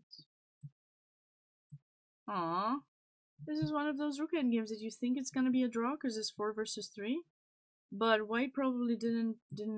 I mean, you have to be careful actually how you do this. Maybe white should have checked and then gone here to try to give check to force black's king to get in front and then attempt the activity, because eventually we can sack the rook for that pawn and we will have created a pass pawn on this side of the board. I believe that is the right approach. f5 probably was played a bit too soon. So white, oh, white didn't get the chance. Okay, white blocked the pawn but blocked it with the rook. That's a bad decision. Now he hasn't created a pass pawn here, and there's no way to save this anymore. Once you go back, black just comes over here, grabs that pawn, grabs this, and then with two connected pawns, it's an easy win. Cool. All right, so it looks like we have an end on that game. What about this one too? So let's do a short recap of what happened today in the Invitationals. So we had 12 games that were broadcasted live.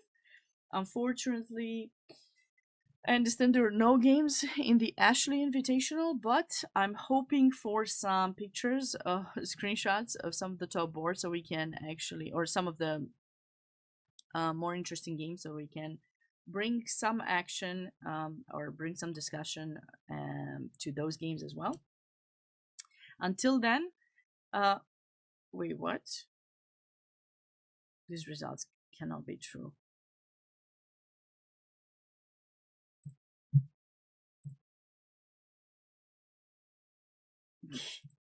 I have nobody to message. Okay, give me a moment.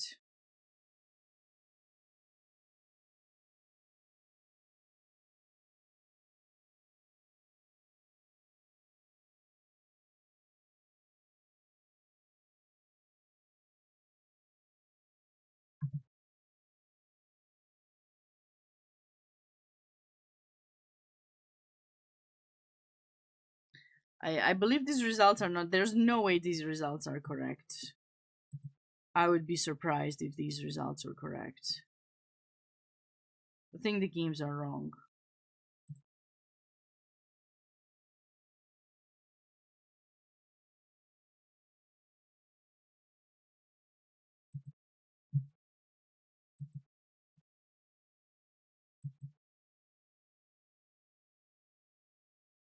Because here it shows white won, but like on the notation it shows that it was a draw, which it should be a draw. This position is about equal. I've asked. The standings page does not show yet the results. So, well, worst comes to worst, tomorrow I will update you if changes have happened, but hopefully not many. But I believe Jesse has drawn his game because it was pretty balanced. So board 1 of the Irwin, ideally, I mean, normally a draw, and then board 2, the game between Michael Carey and Dmitry Gurevich ended in a win by Michael, I presume, because white is up on exchange and 2 pawns, at least. Grandmaster Richard Bitoon has won. He didn't play Queen f6. Aw. He went for Knight f6. Okay. Sure. Has won his game. Then in the Denker, Eric Zhao has been able to convert a slightly inferior position where he had a bad bishop, and then he took advantage of his opponent's mistake in a way to grab this pawn. He was able to activate his knight, his bishop, and everything kind of fell into place after that with the trapped rook and knight. Just rook c8, and there's no way for white to hold on to the knight with it being trapped there, even if the rooks get traded. The important thing was something that I hadn't realized at first when I was looking at it, is not to recapture with black here, because that would be a trap. White can play knight e5 and take advantage of this little tactical idea, so you can't take the knight because of knight f7, and white actually survives. So after rook takes, black should just recapture with the bishop. The bishop can always come back to h3, but meanwhile that knight will be trapped. So black would be on his way to win. Moving on, International Master Julian Colville won a beautiful game, so did Jesse Ren. And those were the results in the Denker. Going on to the Haring, Jasmine Su won her game, and so did Chloe Gao. They were the higher rated players in that section. Harshin Reddy was able to take advantage of a tough decision by his opponent to now play f5 here, and was able to convert a position that I thought for many moves that is gonna end in a draw. This game looks like it finished in a draw too, and the last 2 games were quite interesting. This was a huge upset with Andy Chan being able to take down the second highest rated player in, or third highest rated player in the Rockefeller. I think for the US Open, we've done a pretty big review as well. There's potentially, how many games were left? Like 2 that potentially were still in progress. Oh, this one too.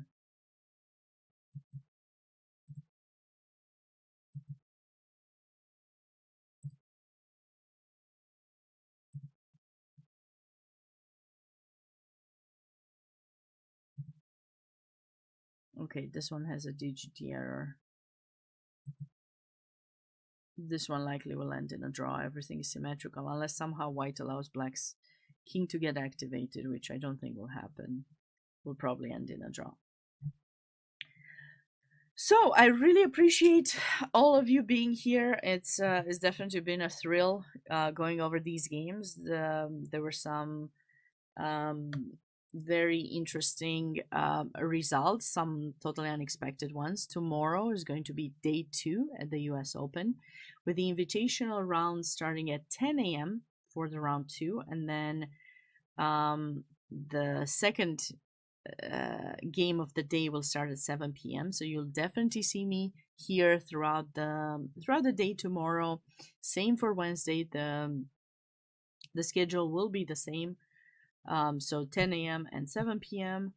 both Tuesday and Wednesday. Thursday I'll be going live at 10 a.m. All these times are US Eastern times, by the way. And then on Friday we'll be merging all of the sections, so you'll see me for rounds 7 and 8 at 7 p.m. Eastern time, and the final round at 3 p.m. Eastern time. That's going to be the most likely, unless everything gets decided the round before. Usually the last round is the most exciting one because there's still something to fight for.